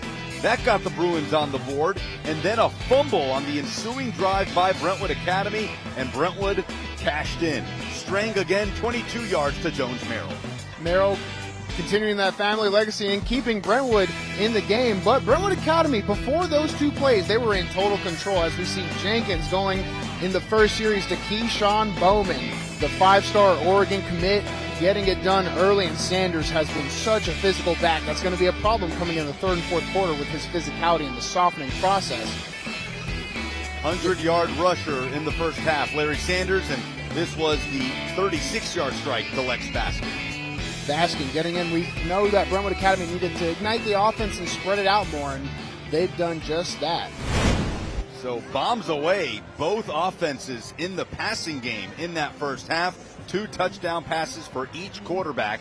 And there you see the first half stats. Brentwood just hasn't gotten anything going on the ground. Figure that's got to change for the Bruins to continue to crawl back into this one in the second half. And they might rely on that passing game to keep it up. But one thing you do see right there, that turnover margin, our key to the game coming in from Brentwood, was they have to somehow find a way to get the ball in their hands, take it away from Brentwood Academy. They do that at the end and give themselves a chance. It was a 24-0 game with only very limited time. I believe it was 40 seconds in the late second quarter. Low penalties for a Week 2 game. Excuse me. Yes, Week 2. Week 2, Brentwood Academy outrushing Brentwood, 234 yards to 122. And to your point, Brentwood Academy, just a few more of those self-inflicted wounds in that first half, which is exactly what Brentwood needed to level the playing field against the firepower of that Eagles offense. And Brentwood will get the football to start us off in the third quarter. And we'll hear from Sammy Kincaid down in the field with Brentwood head coach Clint Finch shortly as well. Fun one in Week 2 as Brentwood Academy and Brentwood face off with the second half still to come.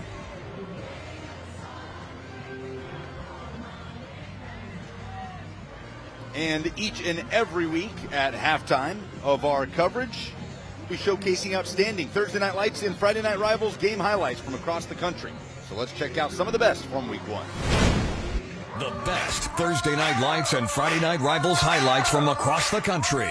Sweet wide pump fakes, goes end zone wide open, and one-handed catch. Are you kidding me?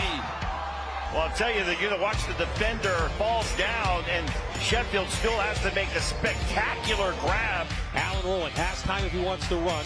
Rolling has a guy over the middle. It's intercepted right into the hands of Logan Steele, and he's gone. No one will catch the long jump gold medalist and the second in the 100, Logan Steele. Oh, new running back in the ball game, and he got tattooed and suplex.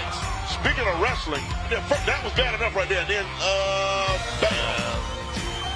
Big number 90, Maurice Horry right there. He got his money. Wolf fires downfield. He has a man, but lobs it up. It's a 50-50 ball, and it's picked off by Manheim Township. Coming up and making the interception is Dixon. It was a 50-50 ball, and Dixon comes up and has the INT. Dixon, the 5. There's a get off, ready, go. Off the line of scrimmage. Look at the speed, the quickness. Good recovery there, gets it back over to the sideline. Execution for Champ.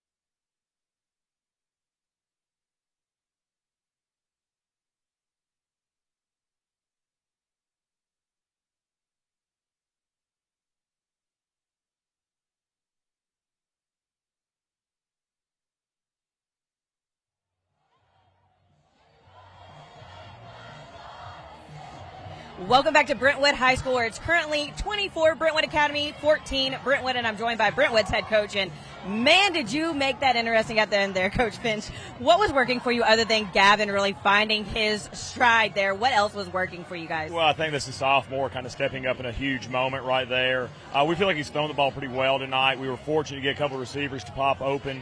He put it right on him. That's what you need a kid to do against a team like BA. And BA has definitely found their way offensively as well. So what was really the message to the defense in the locker room of, hey, this is what we got to do a little bit different to stop them? Well, I don't think we were fitting the run really, really well. We weren't wrapping up very well. And obviously that running back at BA is a really good running back too. But you just can't sit there and give him a second chance. I think we worked really hard to fit the run a lot better, do a better job on the back end on pass defense, just play all around better Brentwood Bruin football. Well, good luck in the second half, Coach. Thank you so much. Guys, back to you. Sammy Kincaid and Brentwood head coach Clint Finch in the Josh Houston and Associates Coaches Corner, a one-source scholastic product experience. Welcome back up to the booth. Alongside Bruno Reagan, I'm Lucas Panzica, getting ready for the second half in week 2. The Battle of Granny White Pike. Brentwood trailing Brentwood Academy 24-14 and getting set to get the ball back after the 14-point surge to close out the second quarter. If you're Clint Finch, what do you want to see out of this Bruin offense to open things up in the second half? Without a doubt, we need the run game to get stabilized. We need to have a run game. The pass game is going to open it up and complement it, but without it, they're not going to be able to control time of possession and keep that explosive Brentwood offense off the field. 140 rush yards for Brentwood Academy to Brentwood's 8 in the first half. Big switch in momentum in that second quarter came late. Brentwood got on the board with a 27-yard touchdown strike from Gavin Strang to Parker Emerson. That cut the BA lead to 17, and then a fumble on a snap in the following drive.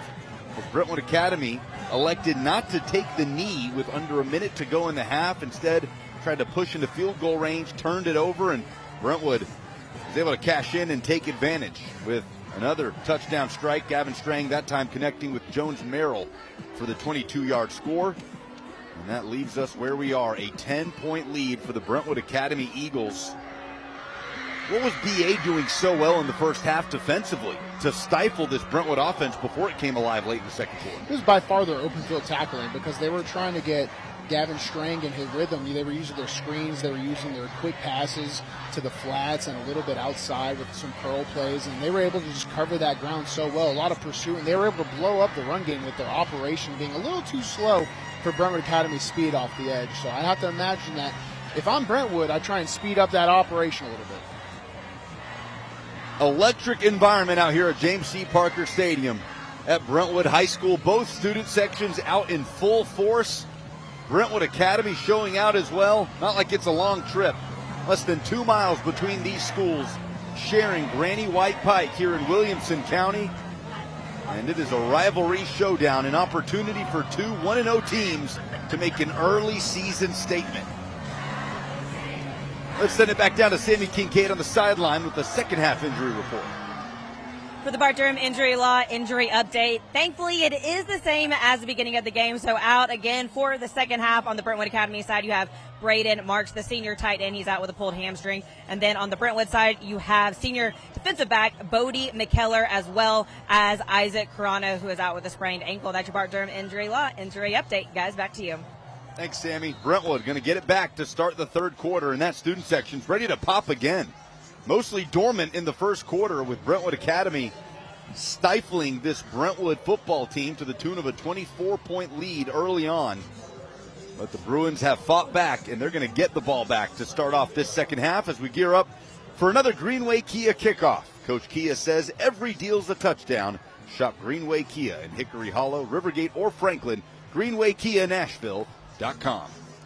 Tommy Baccaro will tee it up again, who, despite all the fireworks we saw on offense, might have had the play of the first half, Bruno, with a 59-yard field goal. Talk about a weapon. See if Baccaro gets a chance to make another difference tonight. Mentioned during the break, imagine being able to nail 59. Imagine nailing 59 and then being told, like, hey, man, you're still waiting your turn in the second string. It's just kind of one of those things when you have the most, I dare say, that was probably the most depth kicking room in the country. It had to have been. Backed up London Baronis last season, who's now at Stanford, and now Baccaro gets his turn, and he's going to boot it back to Parker Emerson, who's back deep, the do-it-all man for Brentwood. But Tommy Baccaro does not make a habit of allowing returners an opportunity on his kickoffs. There's Jones Merrill, the recipient of the second Brentwood touchdown in that second quarter surge, and we're back underway in the second half. Bouncing in the middle of the end zone, as is the custom for Brentwood Academy kicker Tommy Baccaro. And here comes the Brentwood offense. Head coach Clint Finch, the play caller. Sophomore quarterback Gavin Strang had a shaky first game of the season last week with 2 interceptions. And you wonder if late in that second quarter we saw a turning point for Strang in this offense, the transfer from Lausanne and Memphis. Certainly. Now, so we're building momentum, right? They go down the field 80 yards on a 15-play drive.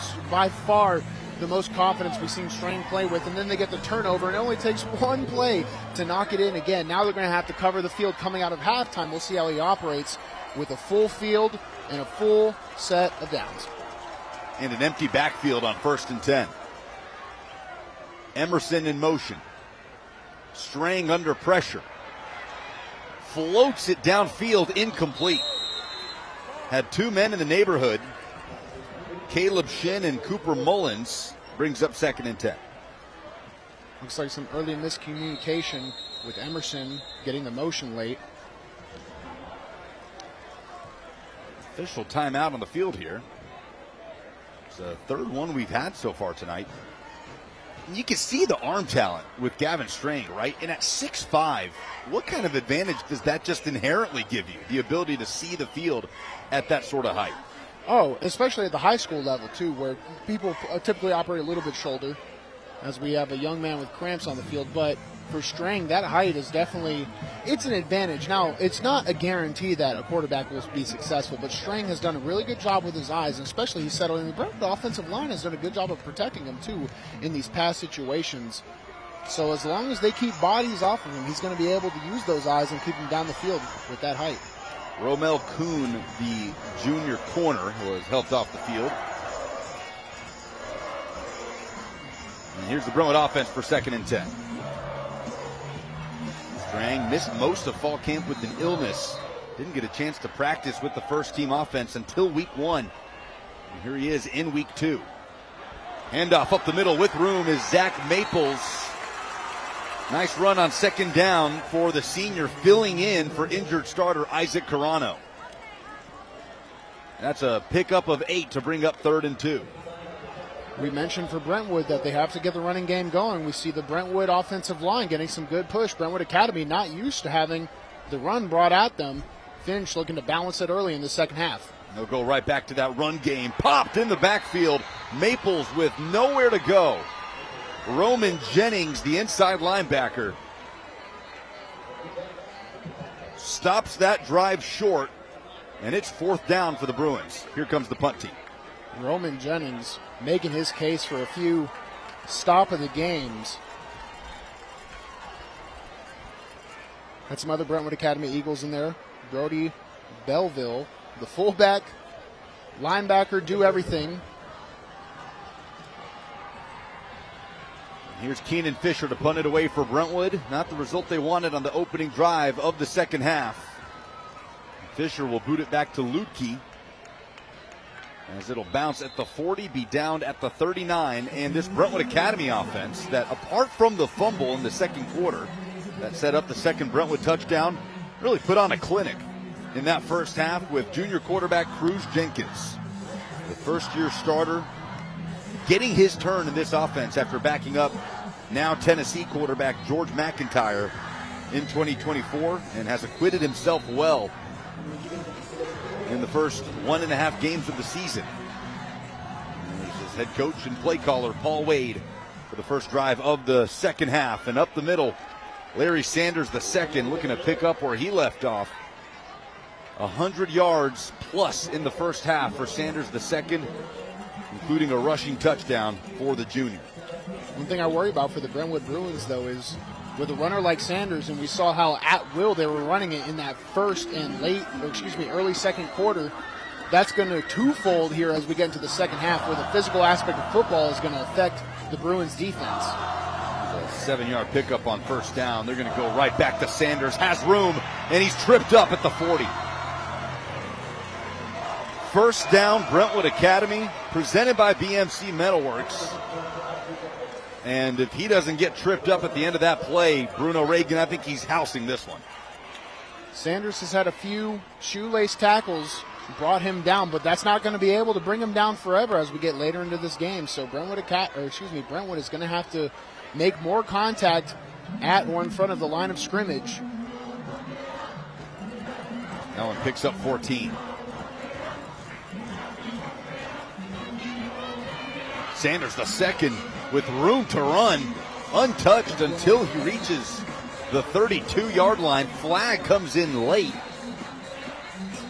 And it'll set up a second and short, but let's get a look at the penalty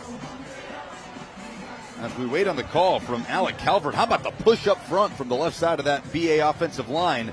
But it won't matter. A holding will negate the first down gain by Larry Sanders.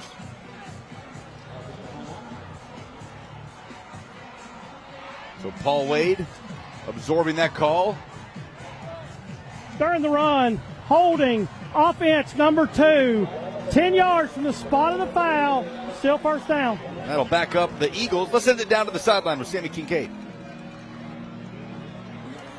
Lucas, earlier you were talking about how there's two brothers on the field, but they're on the opposite sidelines, and I found their parents in probably the most neutral place I could find them, right in the end zone, in the middle of the end zone. And this is Robert and Kim Lukey that I have with me, and I love the jersey, first off. Thank you. My heart's in the middle, as you can tell. So whenever you're preparing for this week, I mean, how was that at home? It had to be quite the week preparing for tonight. Lots of praying, you know.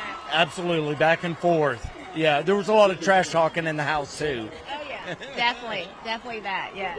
And Coach told us the story of how Wyatt ended up on Brentwood Academy's team, but let's hear from you guys. What was kind of that process of coming from Brentwood to Brentwood Academy and now having sons on both teams? It was the hardest decision he's ever made and we've ever made. I mean, it was a back and forth, and I'll be honest, till the very end, it was from God. I mean, it was definitely a God thing, and so he's where he needs to be, and Will is where he needs to be. So it is where they need to be. So his heart's in both places. it is. I will say that because he grew up with these boys at Brentwood High School, so it was a very hard decision, very hard. So and he's still good friends with a lot of them. That's important. No, that's awesome, and just such a unique situation having twin brothers playing against each other. But I appreciate y'all checking in with us, and I absolutely jersey. We had to show it off. You said that you designed this, right? Kind of, sort of. Yeah. Kid input. So we'll go Eagles. That's what I'm saying. I'm going to say who's going to be winning tonight. We always get a winner out of it. Yeah. Well, I'll give it back to the guys. And in real time, Wyatt Lutke scrambles in for the touchdown. You just can't make this stuff up. As his parents look on from the back of the end zone, the former Brentwood Bruin, now Brentwood Academy Eagle, runs it in from 20 yards. And the Eagles re-extend their lead to 16. Wyatt Lukey said, hey, you guys were talking about me, here I am. They're going to take the attention away from his folks. Right on cue. It does not get much better than that. Wyatt Lutke, who now a senior, according to his head coach, wanted a more 24/7 Christian environment to be absorbed in. And he has that now in Brentwood Academy. As you heard from Sammy and their parents, his brother Will, still at Brentwood. I can only imagine the trash talk that took place in that house this week as Baccaro is out for the extra point. Now, my question is, how do the parents split reps when Brentwood and Brentwood Academy are playing in different places on the same night, as the extra point is good? I would just tell my parents go with the youngin', all right? So if I was the older twin, I would just tell them, hey, go with the youngin', he needs it, okay? On me, you don't have to worry about me. Right on cue, Wyatt Lutke scampers in from 20 yards, and Brentwood Academy leads Brentwood 31-14 in the battle at Granny White Pike.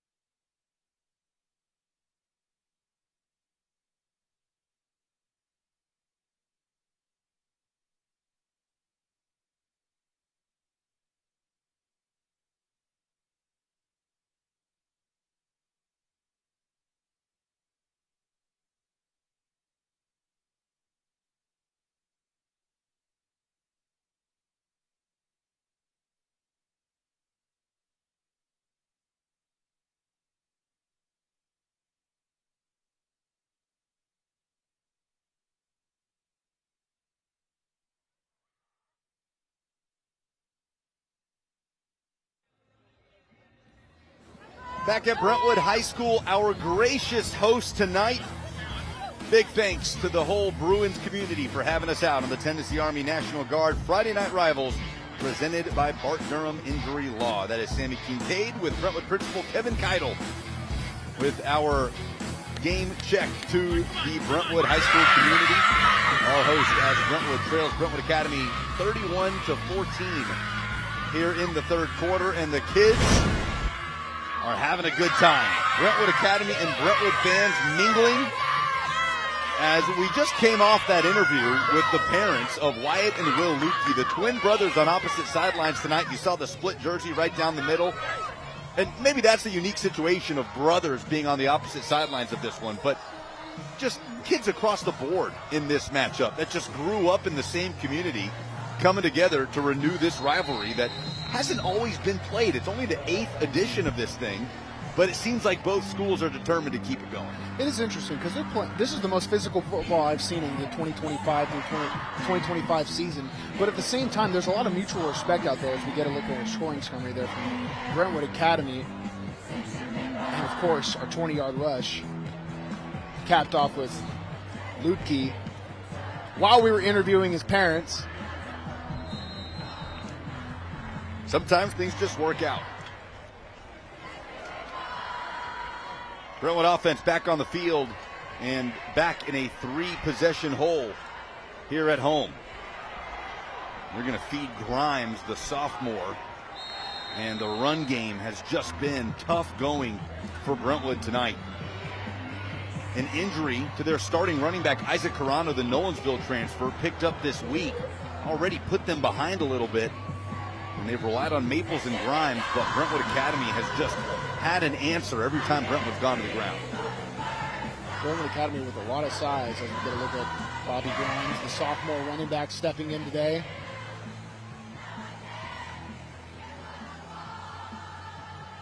Gain of 2.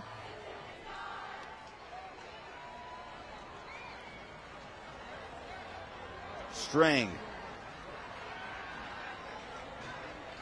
steps up in the pocket, wrapped up and dropped by Brody Belleville. The interior defensive lineman does the dirty work, according to his head coach. That time he got home for his first sack of the season, and it brings up 3rd and 11 after a loss of 3. Take a look at number 40 on your screen at the top. We have Strang trying to make a move in the pocket, but he gets tangled up between his tackle and Belleville. I mean, that's teach tape right there. That's one that you would show to the entire unit and be like, this is how you do it. See if Brentwood can get the ball in the hands of their playmakers. Emerson and Merrill here. Under pressure, though. Strang just has to get rid of it. And Grimes is hit across the 15. And the Bruins continue to move backwards. And there is a flag down in the offensive backfield.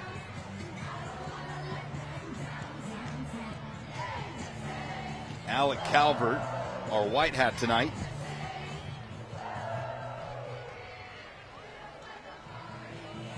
Penalties are 5 to Brentwood Academy, 2 to Brentwood so far.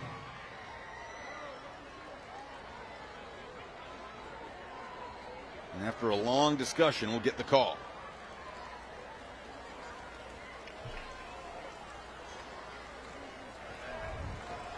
Personal foul, roughing the passer, 15 yards, number 10 on the defense, automatic first down. Big break for this Brentwood offense, who gets a fresh set of downs. Kenny Simons, the junior outside linebacker, coming in late on Gavin Strang. The clock going tick, tick, tick. With only 6 minutes left in the third quarter, you're down by 3 scores. Every offensive possession is precious, and they get a little bit of a give me there. Still have a lot of field to cover. That is a first down presented by Bart Durham Injury Law.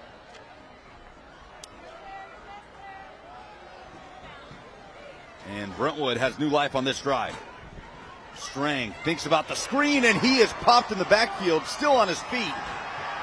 And the Brentwood defense, or the Brentwood Academy defense, I should say, finishes the job with Bennett Spillman, the Lipscomb Academy transfer, younger brother of Tennessee linebacker Edwin Spillman, has his second sack of the season, and it's another loss for the Brentwood offense.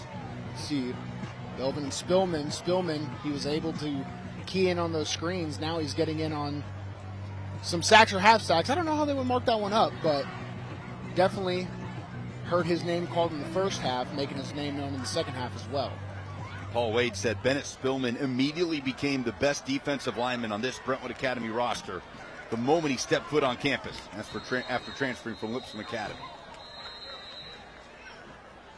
Timeout on the field. Brentwood takes their first of the second half. Timeout called by Brentwood. That's their first charge timeout of the first half, the second half, pardon me. And we'll take it with them. Brentwood looking to get back into a two-possession game, but moving backwards as the Brentwood Academy Eagles lead the battle at Granny White Pike.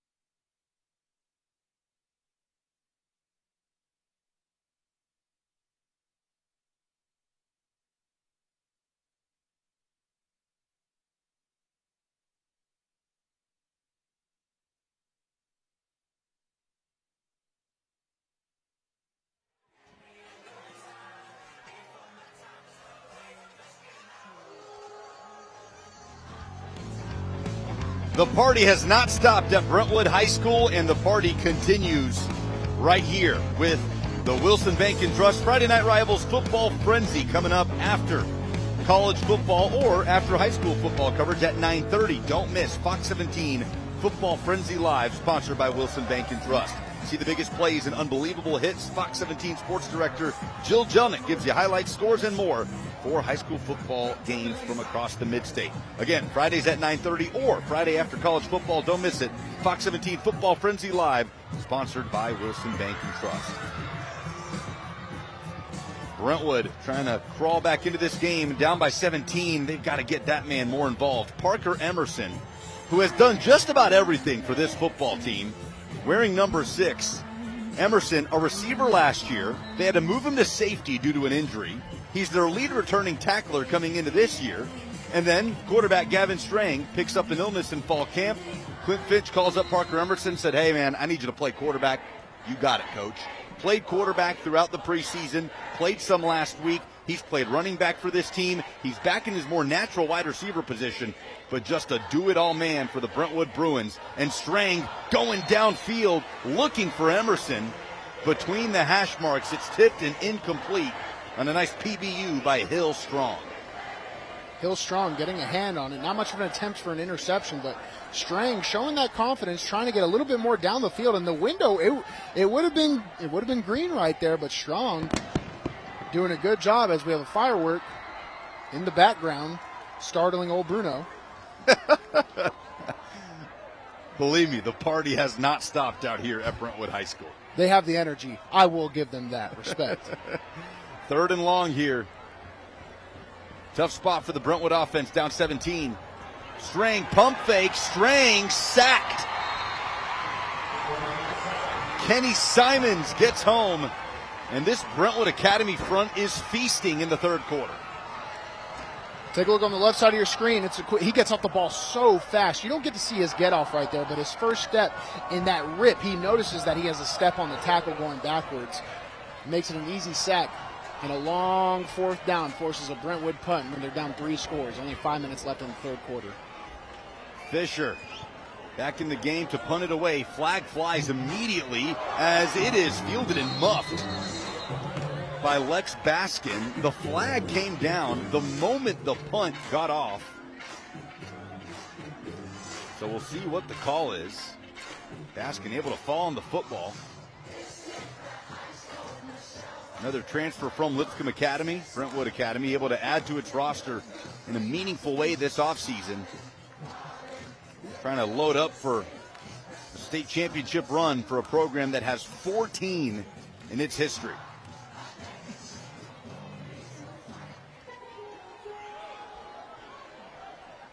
So trying to sort out this call.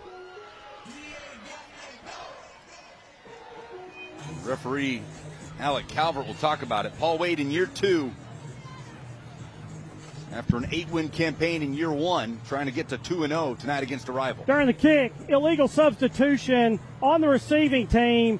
That'll be a 5-yard penalty added to the end of the kick. It'll be first down.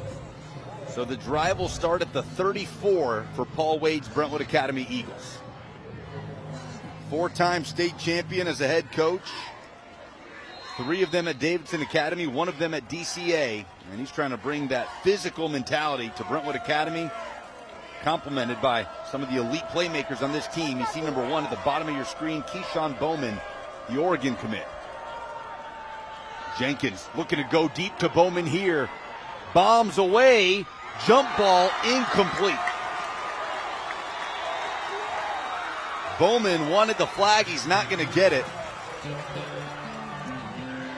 Excellent coverage there by Turner Weber, the free safety, knocking it away. Jenkins trying to get his explosive offensive playmaker into the game, and there was a little contact, but I don't mind the ref's call there of letting them play. And hey, whenever you get a good play against a caliber of athlete like that, you get to celebrate a little bit. Brentwood going big on first down, second attempt. Excuse me. Scott the second. Jump cut in the backfield. That time, Brentwood, in what feels like the first time all night, gets them down on first contact. Still down. Looks to be the cramp monster coming in. Still only week 2 of high school football. Brentwood Academy early in this second half, running at will. Now they face a 3rd and 7. Hollis Watson, the tight end, able to limp off. And here's a big moment for this Brentwood defense. Try and get off the field and give Clint Finch's offense the ball back. Brentwood was down 24 late in the second quarter, found a way to score 14 straight. Now looking to string together another wave of momentum here, but they got to get a stop here to do it. Jenkins on the play action. It's the screen as Sanders makes a move across midfield. Larry Sanders the second in Brentwood territory. When in doubt, give it to number 2, and that's worked for Brentwood Academy tonight. 19 yards for the running back. Dial up the screenplay from Jenkins to Sanders. Jordan Phillips, big number 55 as the lead man, hooks and takes 2. Able to spring Sanders out on the edge there. Looks like someone I know that used to wear 61 in black and gold on the edge. A true athlete. The way your excitement level goes up a couple notches when you're talking about offensive line play. Talking about good offensive line play, yes. And Brentwood Academy, they have that. BMC Metalworks first down on the pitch and catch. Quick throw here to the sideline. Eli Ferguson bumped out. So many good receivers for Brentwood Academy to spread it out to. It's hard to get them all the catches and the receptions you want as we take a look at Ferguson there. One of a dynamic group of receivers with Lex Baskin and obviously Keyshawn Bowman. When they do get the ball, you see a little bit of that, they really want to make something happen with it. 2nd and 3, Brentwood Academy trying to reestablish control of this game. Jenkins finds Bowman, stiff arm at the 30, and out of bounds inside the 25. Keyshawn Bowman says, I'm not just a speed guy. Get out of the way for the Oregon commitment. You stole my line. Everyone, you'll hear Keyshawn Bowman. He's a burner. He's going to Oregon. He has that speed. He also has the ability to play some physical football. He's going to use his extension to create that separation. And it looked like there was a lot of movement there, but he's using his speed, his momentum. It's kind of like an optical illusion. He's still a strong kid, though, and obviously maybe the best football player out there on the field right now. 4 catches for 62 yards and a touchdown for Bowman. Here's Sanders wrapped up. Graham Lederer, who moved from safety to outside linebacker this offseason. One of the many switches in position on this Brentwood defense, just trying to find solutions after losing 9 starters last season. And they're trying to bow up here. 2nd and 9 for Brentwood Academy. Getting close to the red zone. Looking to extend a 17-point lead in the Battle of Granny White Pike. Rivalry matchup between two 1-0 teams here in week 2. Sanders the second finds a crease. Still alive inside the 15. And he is once again the answer for the Eagles. A BMC Metalworks first down for the junior back. And this is my worry for Brentwood as we take a look at the Brentwood Academy offensive line. Just you see them 10 yards down the field, and Sanders, just too much room, and I can't imagine that Brentwood is going to magically find the energy to get more physical at this point in the game. Brentwood Academy threatening to be able to run at will and control time of possession. 1st and 10. They'll continue to feed Sanders up the left side, rolled down inside the 5. And we've got flags flying, a little pushing and shoving after the play. And now this rivalry is brewing out onto the field. It stems from one player, Xavier Yelder, number 65 for Brentwood Academy. He gets his helmet ripped off at the end of that play and starts throwing some strikes. It looks like he's able, they're going to allow him to just walk off the field there, but it was a relatively physical and clean game up to that point. The refs are going to talk about it. You can see right there the helmet comes off, and yeah, just undisciplined. And Xavier having an amazing game up to this point. You can't let emotions cloud your judgment like that because your team's going to need you the entire season. And our officiating crew is going to sort this out. There's more laundry on the field than in my hamper back home as they try to figure out what direction to point this penalty or if it'll offset. There's Paul Wade just trying to calm down his football team. That would be the one way for Brentwood Academy to play itself out of this game, right? Turnovers and penalties, which so far are in favor of Brentwood despite the 17-point Eagles lead. It's the only way. And football's a unique game where you don't get to see the same teams over and over. There's not 50 games you play. You have to build in the minimal time you have. Unnecessary roughness, 65 on Brentwood Academy. After the play, personal foul, 39 from Brentwood. Those penalties offset. 2nd down. So they'll replay the down after the offsetting penalties. Jack Nelson receiving the penalty for the Brentwood side. Yep, Xavier. I mentioned him going into this clip. The instigator. Xavier Yelder, number 65, a junior who moved to Brentwood Academy from Alabama, quickly learned the offense, already has collected offers from Southern Miss, South Alabama as well. Big 6'4", 300-pound junior. And that time, getting a little too physical after the play. More flags are down here, this time on the near sideline. Sideline warning against Brentwood. That's our first. So each team with a sideline warning. We've got offsetting personal fouls. Clint Finch doesn't agree. And that's a rivalry matchup for you in week 2. There you see defensive coordinator Mike Kane coaching up the Bruins for a big 2nd down here. A chance to hold Brentwood Academy to a field goal. And still keep it a 3-score game.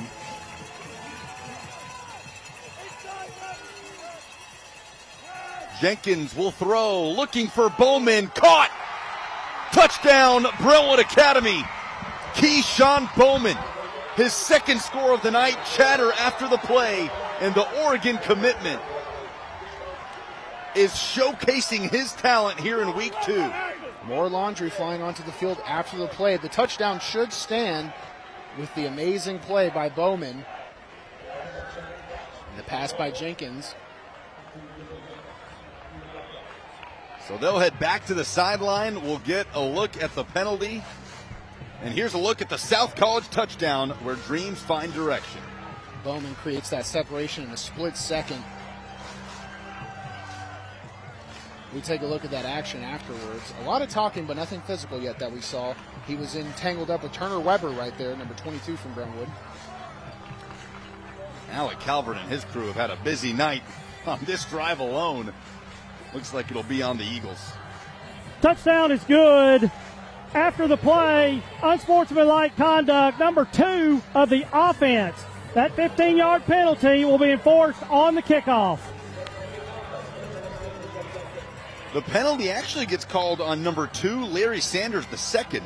Well, there was a lot of bodies there at the end. I know our clip kind of cut off early with Bowman and Turner mouthing off to each other, so it might have been after the play. There's also sometimes where the refs might miscall a number. I know I've been called for penalties where I wasn't even on the field, so you never know. But the game has obviously gotten very emotional and very physical, and that happens in the game of football. But you would like a team that's as good and talented as Brentwood Academy to be more disciplined.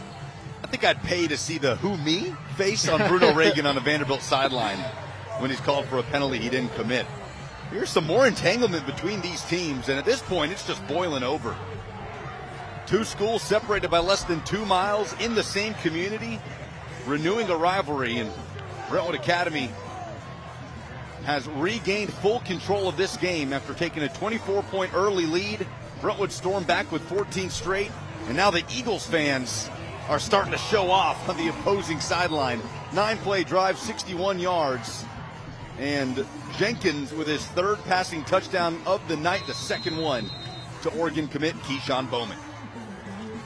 Some discipline starting to break from both teams, but you can't criticize Brentwood Academy's discipline within the whistle. They are extremely efficient and assignment-oriented and physical.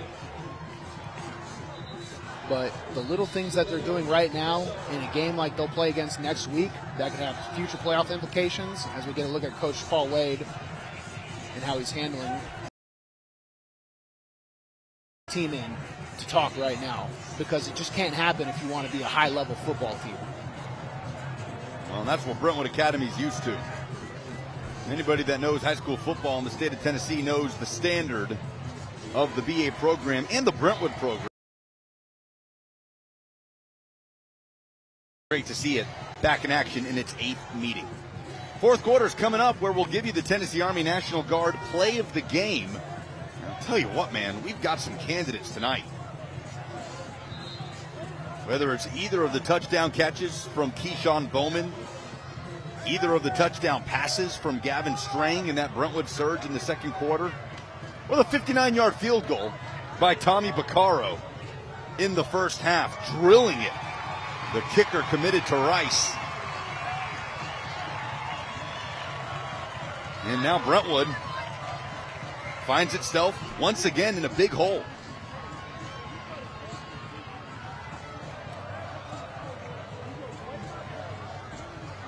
Only 2 minutes and some change left in this third quarter. It's starting to get away from them. The Brentwood Academy offense appearing to be unstoppable while the whistle is going. After the whistle, there is a little bit, but as long as they can get that ball in the end zone, they could probably survive off dead ball fouls. 38-14, the BA lead. As we'll get another Greenway Kia kickoff.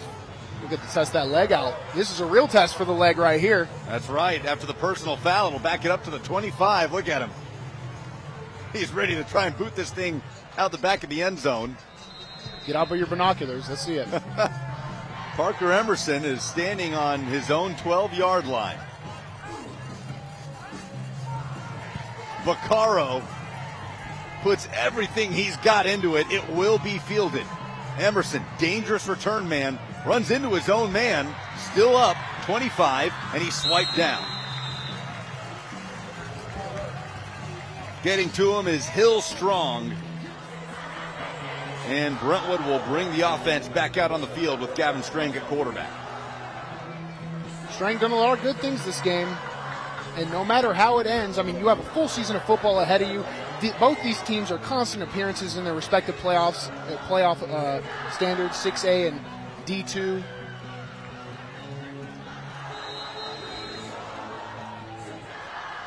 First and 10. Time running out for Brentwood to recapture some momentum in this one. Strang directing traffic, floats one, intercepted. The acrobatics. Kenny Simons picks it off. And the Eagles force their first turnover of the night on defense. Kenny Simons, able to get in front of it. It was just a little too telegraphed there. They were directing it in the backfield. Eyes were located on the same guy all the way through, and Kenny Simon is going to be able to read that any day, and he just makes our job harder when it comes to trying to decide our stop of the game. A lot to choose from. And Brentwood Academy gets it back at the Brentwood 31.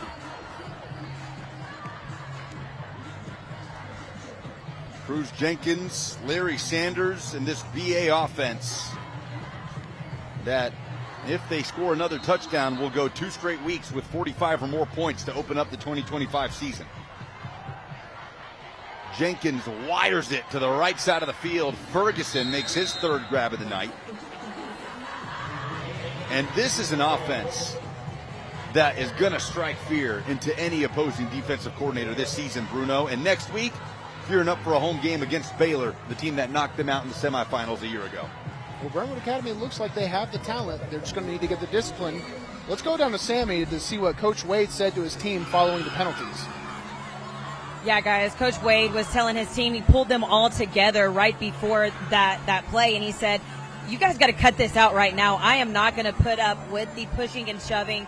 That's a mental weakness. This is about us. It's not about you, and the entire state is watching right now. And there will be 0 tolerance if there's any more fighting on this field. Thanks, Sammy. Jenkins dumps it down to Ferguson, makes a move at the 20, and he's got a BMC Metalworks first down. Paul Wade coaching him up with a big lead on the road in a rivalry matchup in week 2. If you're controlled by your base or instincts, people are going to use it against you at the highest level. At a state championship level, it'll be used against you. When you look at games as we get Ferguson getting some good work in a part of that tandem on the edge there, but you look at the highest competitive games, right? Like the game, Michigan, Ohio State. You see all the trash talk, Michigan State. The moment the whistle goes off and the game happens, they're locked in because you can't hurt yourself. And that's what Coach Wade knows. You can't hurt yourself. Jenkins finds Baskin out of bounds inside the 10.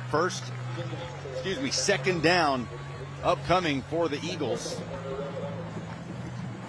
as he's just short of the sticks. Baskin having that dynamic catch thrown by Jenkins early in the first half. Sets Brentwood Academy up for a 2nd and short. 3 catches for 53 yards and a score for Lex Baskin, one of multiple Lipscomb Academy transfers in this Brentwood Academy team. Clock ticking, play clock under 5. Early movement, flag is down. Looks like that'll back up the offense.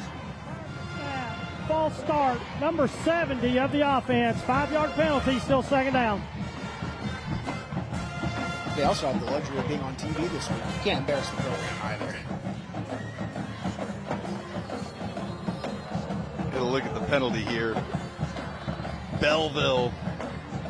We've all been there. You're in your stance and the weight's tipping forward on your tippy toes just a bit. You can't even hold it anymore. There was that viral clip of the Nebraska lineman that went backwards like that. Belleville just falling a little too forward. He's too physical. He just wants to get after it. Little illegal tush push on his right tackle, Ty Duncan.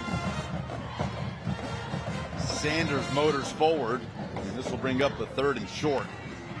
And it could take us into the end of the 3rd quarter as Brentwood Academy is trying to close out this game on the road with a masterclass of an offensive performance. 38-14 is the BA lead in the Battle of Granny White Pike. 3 quarters down, 1 to go. And the Eagles are looking to get out of here 2-0 and make the 2-mile trek back to Brentwood Academy. We'll be right back with 4th quarter action on MyTV 30.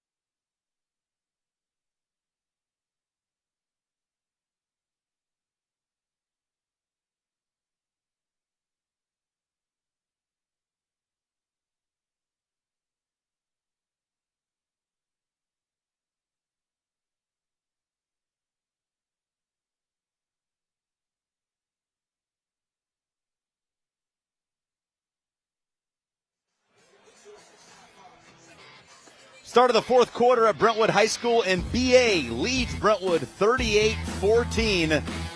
Stay with us. The school bus stop of the game presented by NHTSA. Coming up later on in the fourth quarter.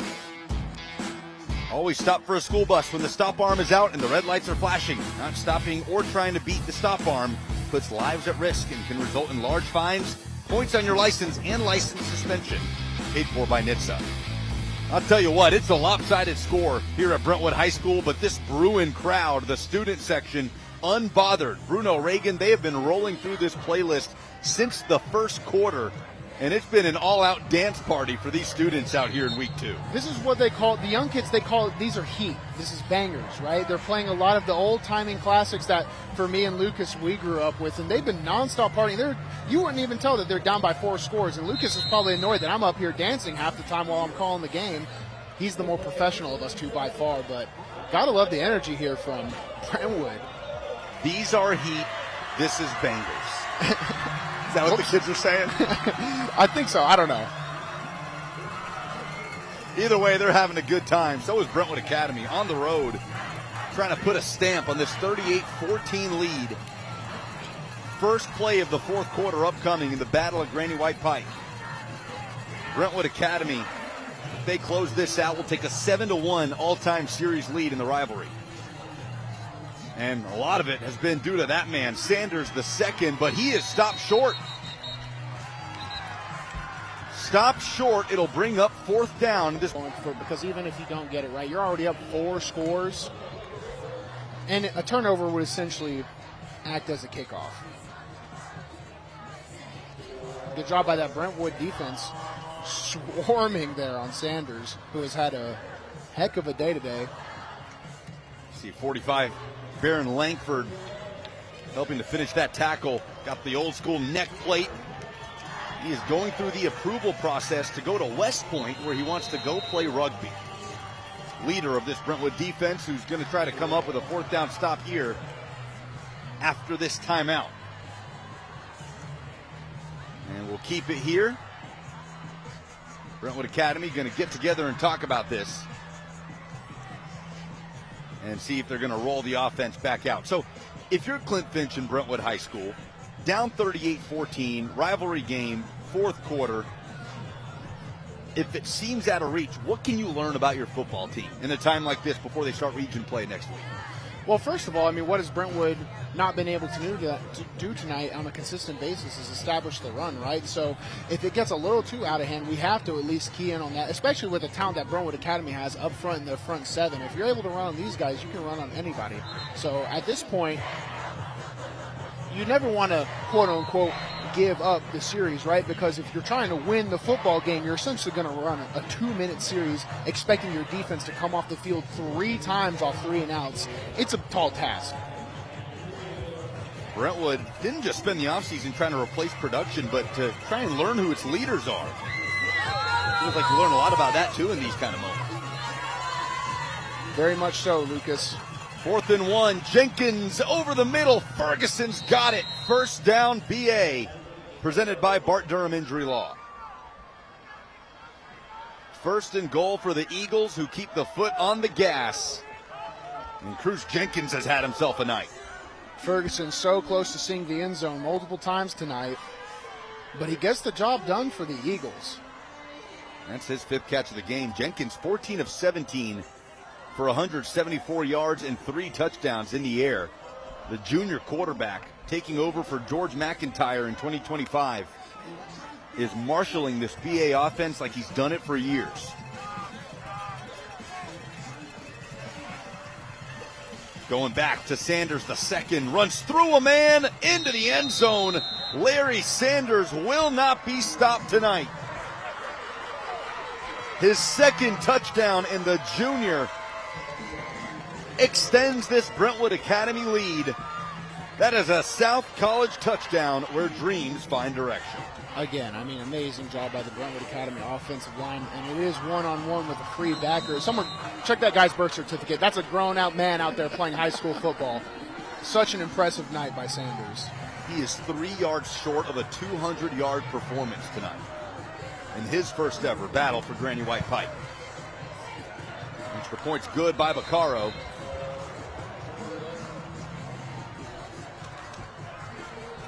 And Brentwood Academy with a commanding 44-14 lead.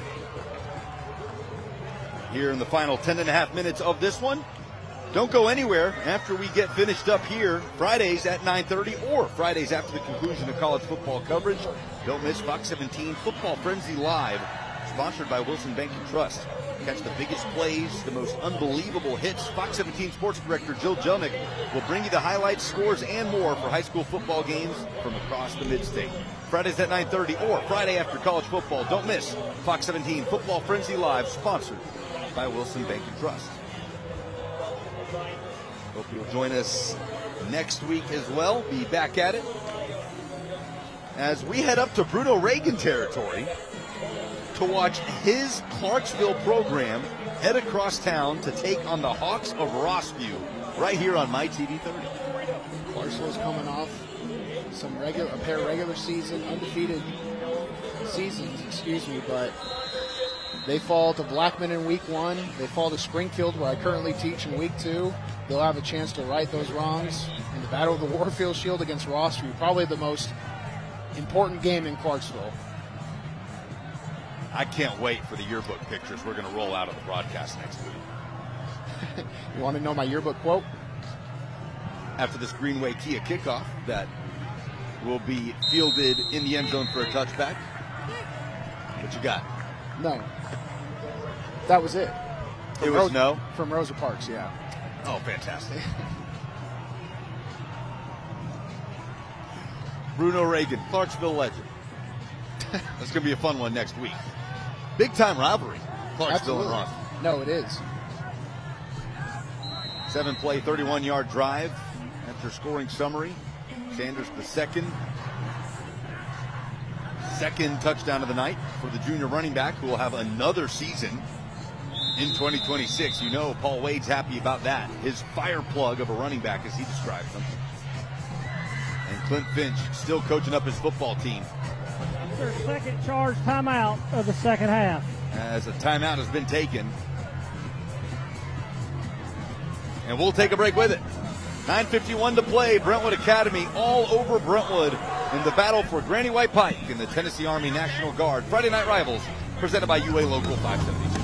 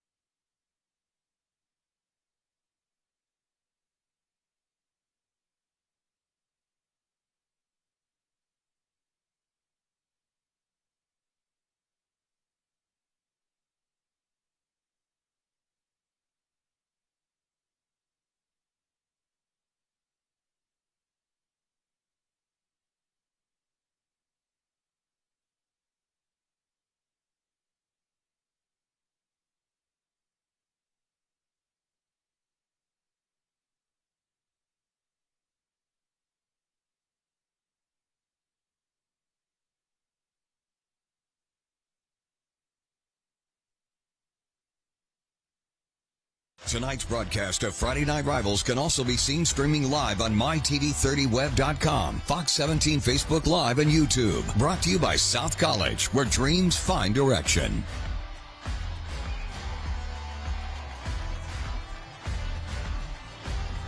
Nobody tell these students at Brentwood High School that their team's trailing 45-14. I don't think anything can rain on the parade here in the Brentwood student section. Par for the course whenever you come out to Williamson County for some high school football. Welcome back. It is the battle for Granny White Pike, and Brentwood Academy took a 10-point lead into the half, and they have been unstoppable since. 45-14 is the Eagles' lead, and Parker Emerson now comes into the game at quarterback, replacing Gavin Strain. Quick screen out to Maples, who is run over by Simons as he just tries to get back to the line of scrimmage. Nothing new for Emerson to play the quarterback position. We talked about it earlier in the game. played it for the majority of fall camp with starter Gavin Strang out due to illness. Played it a little bit last week as well. And we already went through the laundry list of everything he's done for this team. Safety, receiver, running back, quarterback. He's the starting point guard on the basketball team. Just to put the cherry on top. Why not? Emerson over the middle, has his man. First down for the Bruins. Smith Helm, the tight end. The flag flies in the backfield very, very late in this play.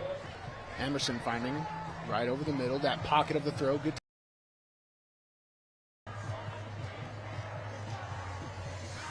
Sort this out.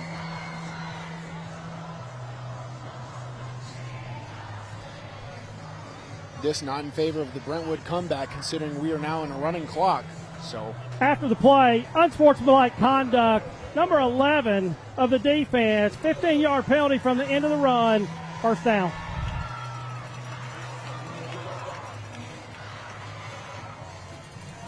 Give the Bruins a Bart Durham injury law first down, and that penalty will be a big boost on this drive. But to your point, running clock in full effect with a 30-plus point deficit here at James C. Parker Stadium. So Brentwood will stay at home and open up Region 6-6A play next week against Summit. As we mentioned, Brentwood Academy going to go back home to take on Baylor, a team that knocked them out of the D2 AAA playoffs in the semifinals last year. And this BA team finished last season in that semifinal loss and just came into this year with a chip on its shoulder and the mantra of hungry, according to head coach Paul Wade. There's not that many programs in Tennessee, Bruno, where anything less than a championship season feels like you're coming up short, and that's certainly the case at Brentwood Academy. And I have to remind you, because outside of the undisciplined actions after the play, they have played such effective football, and it's only week 2, so it's a sign of a very well-coached team. Well, our key to the game for BA was ignite the offense, get the ball to your playmakers. They've done that and then some. Larry Scott II, Keyshawn Bowman, Lex Baskin all getting involved. Here Brentwood's trying to involve Bobby Grimes, one of its 2 backup running backs, playing in place of the injured Isaac Carano. It's a Bruins program that you just always figure by the end of the year is going to be a well-coached, disciplined football team that's a struggle to play against. Just having to replace so much this early as Emerson connects over the middle. Parker Emerson's given this team a spark. That's Cooper Mullins on the end of it. 18 starters that left this team after last year. And Brentwood still just sorting through who its key guys are and trying to figure itself out early on in the year. Good contact, but Mullins able to wrangle it in. And I'm so impressed by this Brentwood crowd. There's a running clock, 45-14, and they're still electric for these guys out here playing. You know, there's high-level college programs that wish they could have that. It has been a party out here at James C. Parker Stadium. Emerson goes back to Grimes. Brentwood has been shut out so far in this second half, looking to get back on the board.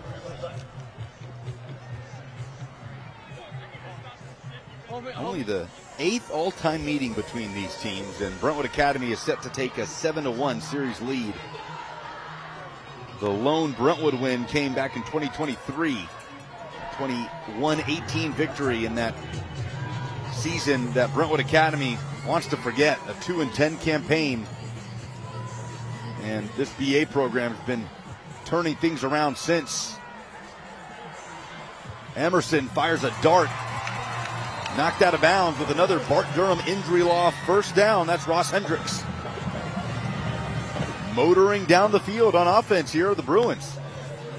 You mentioned earlier this quarter, Lucas, that this is a good opportunity to find the guys that I know there's a lot of upperclassmen out there, but who's going to really step up and start collecting some production. We'll see some leaders form since we came in. 9 starters lost on both the offensive and defensive side of the football for Brentwood coming into the season.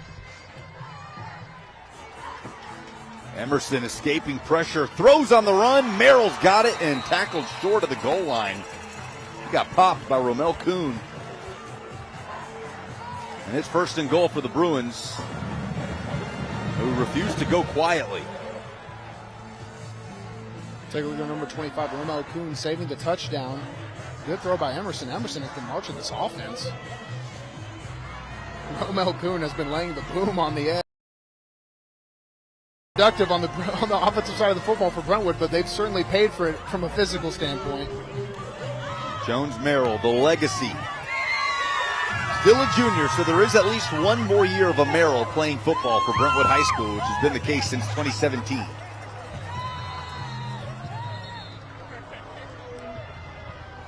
Flag down as Brentwood sets up the first and goal from the 3. Again, running clock in effect with the 30-plus point deficit. Prior to the snap, delay a game on the offense, number 6. 5-yard penalty, still first down. Parker Emerson running Clint Finch's operation for the first time tonight.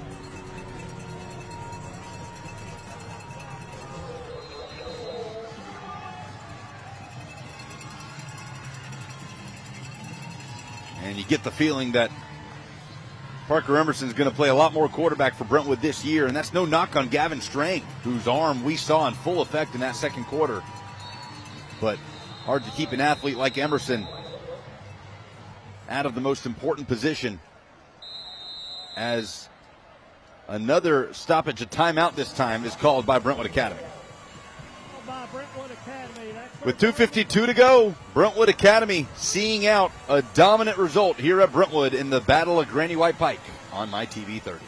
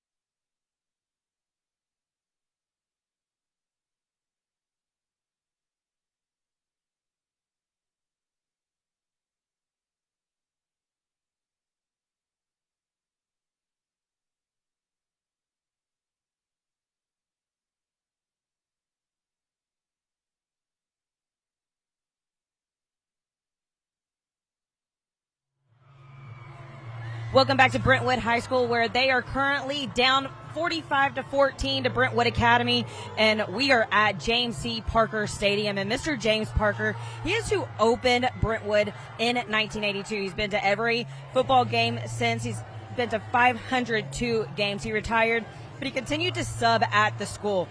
All of this to say because Mr. Parker did pass away just a couple months ago, and that is something that is very, very important. He was very important to this Brentwood program.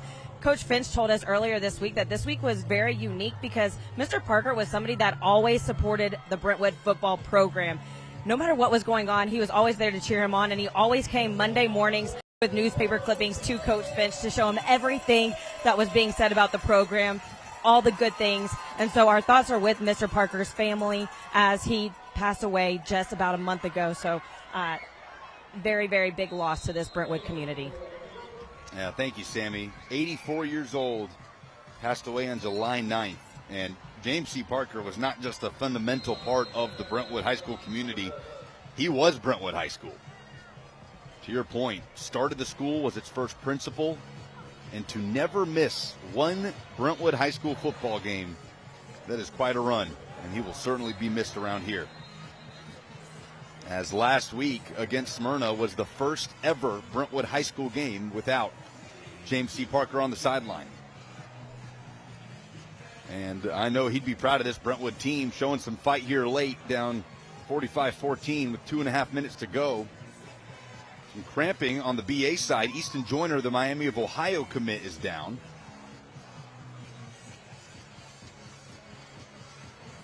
At what point for you were the cramps not so much of a concern? How far into the season did it take? before those started to go away. It's amazing you mentioned that, because once you get to the college game, there must be so much physical preparation we do in the offseason compared to a young man that it, for the most part, goes away. But in high school, it lasts till week 3. And I don't know what it is. It is just an absolute phenomena. And because I call it every time we go to week 1, I'm like, just wait till we get to the third quarter. We're going to have a few breaks. So I'm not too sure what's different from a young 17 to 18-year-old male and a 22-year-old male. I guess college football players are now 26 years old, so who knows? More pickle juice in your diet? Oh, that is what it is. Also, when you go to a big enough program, they'll feed you pickles, and like we had to have post-practice pickles. I don't know if people know that. We were forced to eat them as we walked off the field. Emerson under pressure, gets rid of it, finds his man, Merrill somehow short. That's going to bring up third down. Brentwood just looking for consolation here. And Clint Finch trying to learn about his team in this sort of situation in a rivalry matchup. Looked like Merrill was securing the pass, and as he was finding his body twisting and turning, he had no idea how close he was to that end zone. Running clock in effect. Brentwood can stop that, but with under 2 minutes to go, feels purely academic at this point as Brentwood Academy will move to 2-0, but the Bruins still with time to get on the board. And Parker Emerson trying to move that pile. He is stopped, and it'll bring up fourth down. That's something that Parker Emerson can maybe help capitalize on. Something that Brentwood lacked tonight is a running game, having that ability at quarterback with his more athletic foundation. Could be something that they rely on down the stretch. And Brentwood takes another timeout. Why is this situation important for Clint Finch? To bring his team in, to talk about it. Starter still in the game, down 45-14.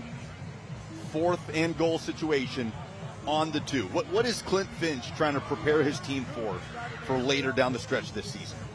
To show his boys they can do it. This is all for confidence. This is all for pride. I mean, there's been a lot of explosive plays tonight on both sides of the football. Speaking of, let's go to our play of the game. Let's do it. Presented by UA Local 572.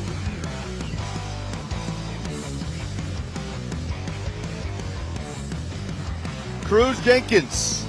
There were many to choose from, but we're going with the deep shot to Lex Baskin on the run in stride, and that made it a 21-0 BA lead, 36 yards in the second quarter.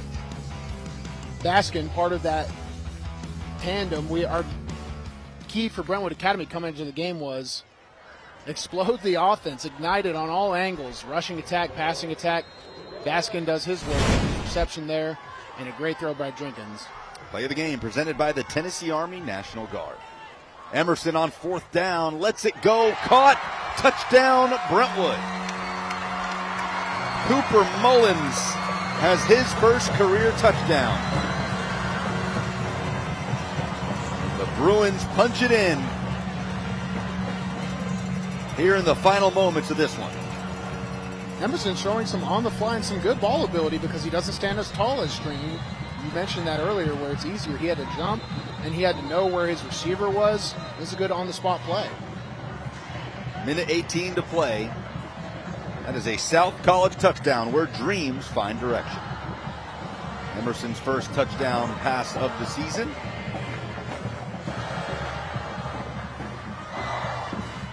Rocky Top playing in the student section. I feel like Bruno's about to throw his headset.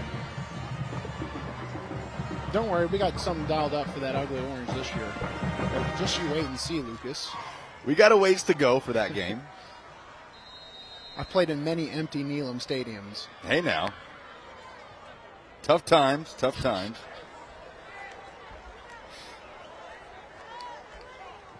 Extra point is good. It's a good thing we don't have a broadcast on that Friday. I don't know if we'd be able to speak to each other on the air that weekend.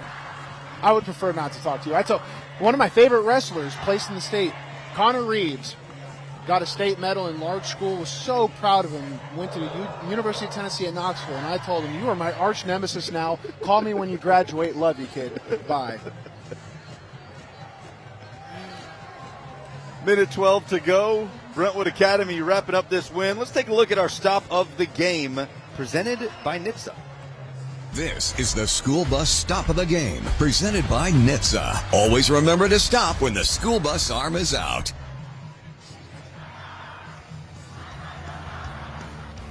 We're going with the interception. Brentwood Academy with the acrobatic pick. Gavin Strang rolling right. And how about the athleticism there? Picked off. It was Bennett Spillman. Excuse me. Kenneth Simons tracking back for it. This is the school bus stop of the game, presented by NHTSA. Always remember to stop when the school bus arm is out. Greenway Kia kickoff dropped by Baskin, and he's able to scoop it up. Still on his feet. Lex Baskin showing that speed, bumped out of bounds with under a minute to go in the ball game.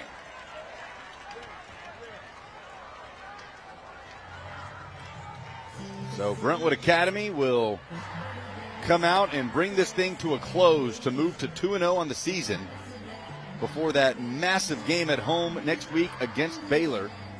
Be a short bus ride home, about 5 minutes for the Eagles.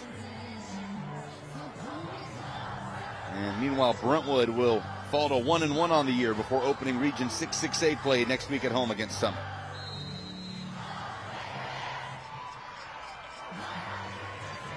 Impressive showing tonight, especially from this BA offense. We'll let some other Brentwood Academy Eagles, maybe down the depth chart or younger, get some reps here in the last minute, last series of the game.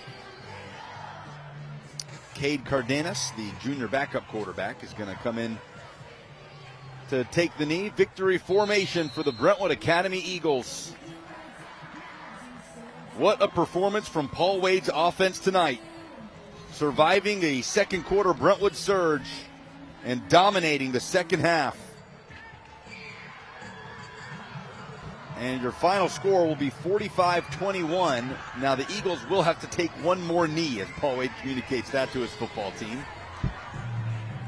BA outscoring Brentwood 21-7 in the second half. Just not to get back into the football game. The Eagles are 2-0, and they take the latest edition of the Battle of Granny White Pike here in Williamson County. Paul Wade's football team moves him to 10-4 as the head coach at Brentwood Academy. Post-game handshakes are underway. We'll go down to the field shortly with Sammy Kincaid next to Brentwood Academy coach Paul Wade and his winning football team. But Bruno, how impressed were you tonight with the Eagles' performance? On a scale of 1 to 10, it's a 10 for me. And I would like to think I'm a pretty critical person, but I was extremely impressed. Also because I've seen this Brentwood Academy team play the past 2 seasons when I started commentating here on my TV 30. And it's just such a night and day difference. It shows what buy-in can do, what good coaching can do, what the opportunity to learn is, and these athletes kind of coming into their own. I've been extremely impressed with Brentwood Academy and Brentwood as well. They fought and had a chance to get back into the game, but too much talent for the Eagles as the students start to storm the field. So we'll take a break.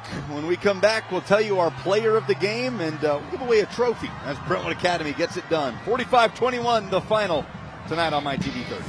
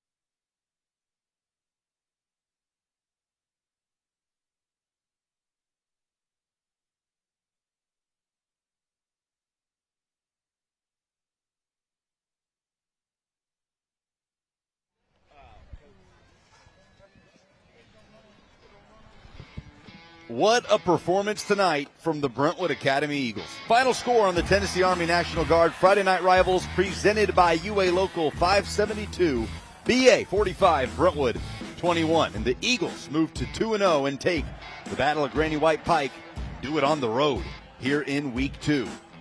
Brentwood Academy students pouring out onto the field, and the celebration is on. Cruz Jenkins, fantastic tonight. The VA quarterback, 14 of 17, 174 yards, 3 touchdowns. And Bruno, he just led the operation for a Brentwood Academy offense that was firing on all cylinders tonight. Absolutely. It was extremely impressive to come in for the first time, or excuse me, not the first time, but after being behind George McIntyre, who is now at the University of Tennessee, one of the top prospects in Tennessee. And Jenkins, I mean, he's leading these Eagles, probably one of the best teams I've watched here on my TV 30 since I've started commentating. It was extremely impressive. And when you look at Brentwood and the hurdles that they faced this season, what do you feel like Clint Finch could have learned about his football team as they get ready to open region play next week against Summit? Well, the film doesn't lie, so you're going to be able to very precisely and you're going to be able to accurate and take a look at some of the guys, some of the technique, and also what your play calling looks like. Where you're weakest, where you're strongest. You might have some analytic work, and maybe some hash or some other hash will have better offensive production. We got to look at 2 different quarterbacks, so there's still some fluidity that can come with Brentwood, and I think they'll find their identity later as the season goes. Well, Sammy Kincaid is down on the field next to Brentwood Academy head coach Paul Wade. So let's send it down for the post-game celebration. Coach, obviously a lot to learn in tonight's game, but the big thing to take away, it was a win. What can you say about these guys behind us? That was a great win for our program. Like I said, just a few miles down the road. For our coaching staff, did a great job. For our seniors, to not have a week that we liked, but to come out here tonight and to play thumbs-up football, it was exciting. And talk about this offense, because that's 2 weeks in a row putting up 45 points. How big is that? It's really big. Last year, we weren't very good running the ball, and we made a commitment this year to run the ball. Now, the skill guys, we've got to get them to buy in. Hey, if we can run the ball really well, then passes are really become real easy for you. And I think that showed tonight on a few of the passes. And it was just a great overall win for everybody. Absolutely. Well, go celebrate this one with your team, Coach. Thanks.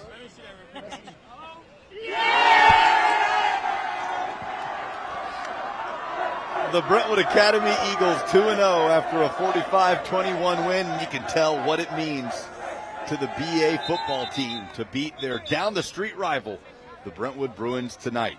It's been a fun one here on My TV 30. Before we wrap things up, let's take a look at our player of the game and what a performance it was. Presented, of course, by UA Local 572. From junior running back Larry Scott II. Unstoppable tonight, Bruno. He had 100 yards by halftime.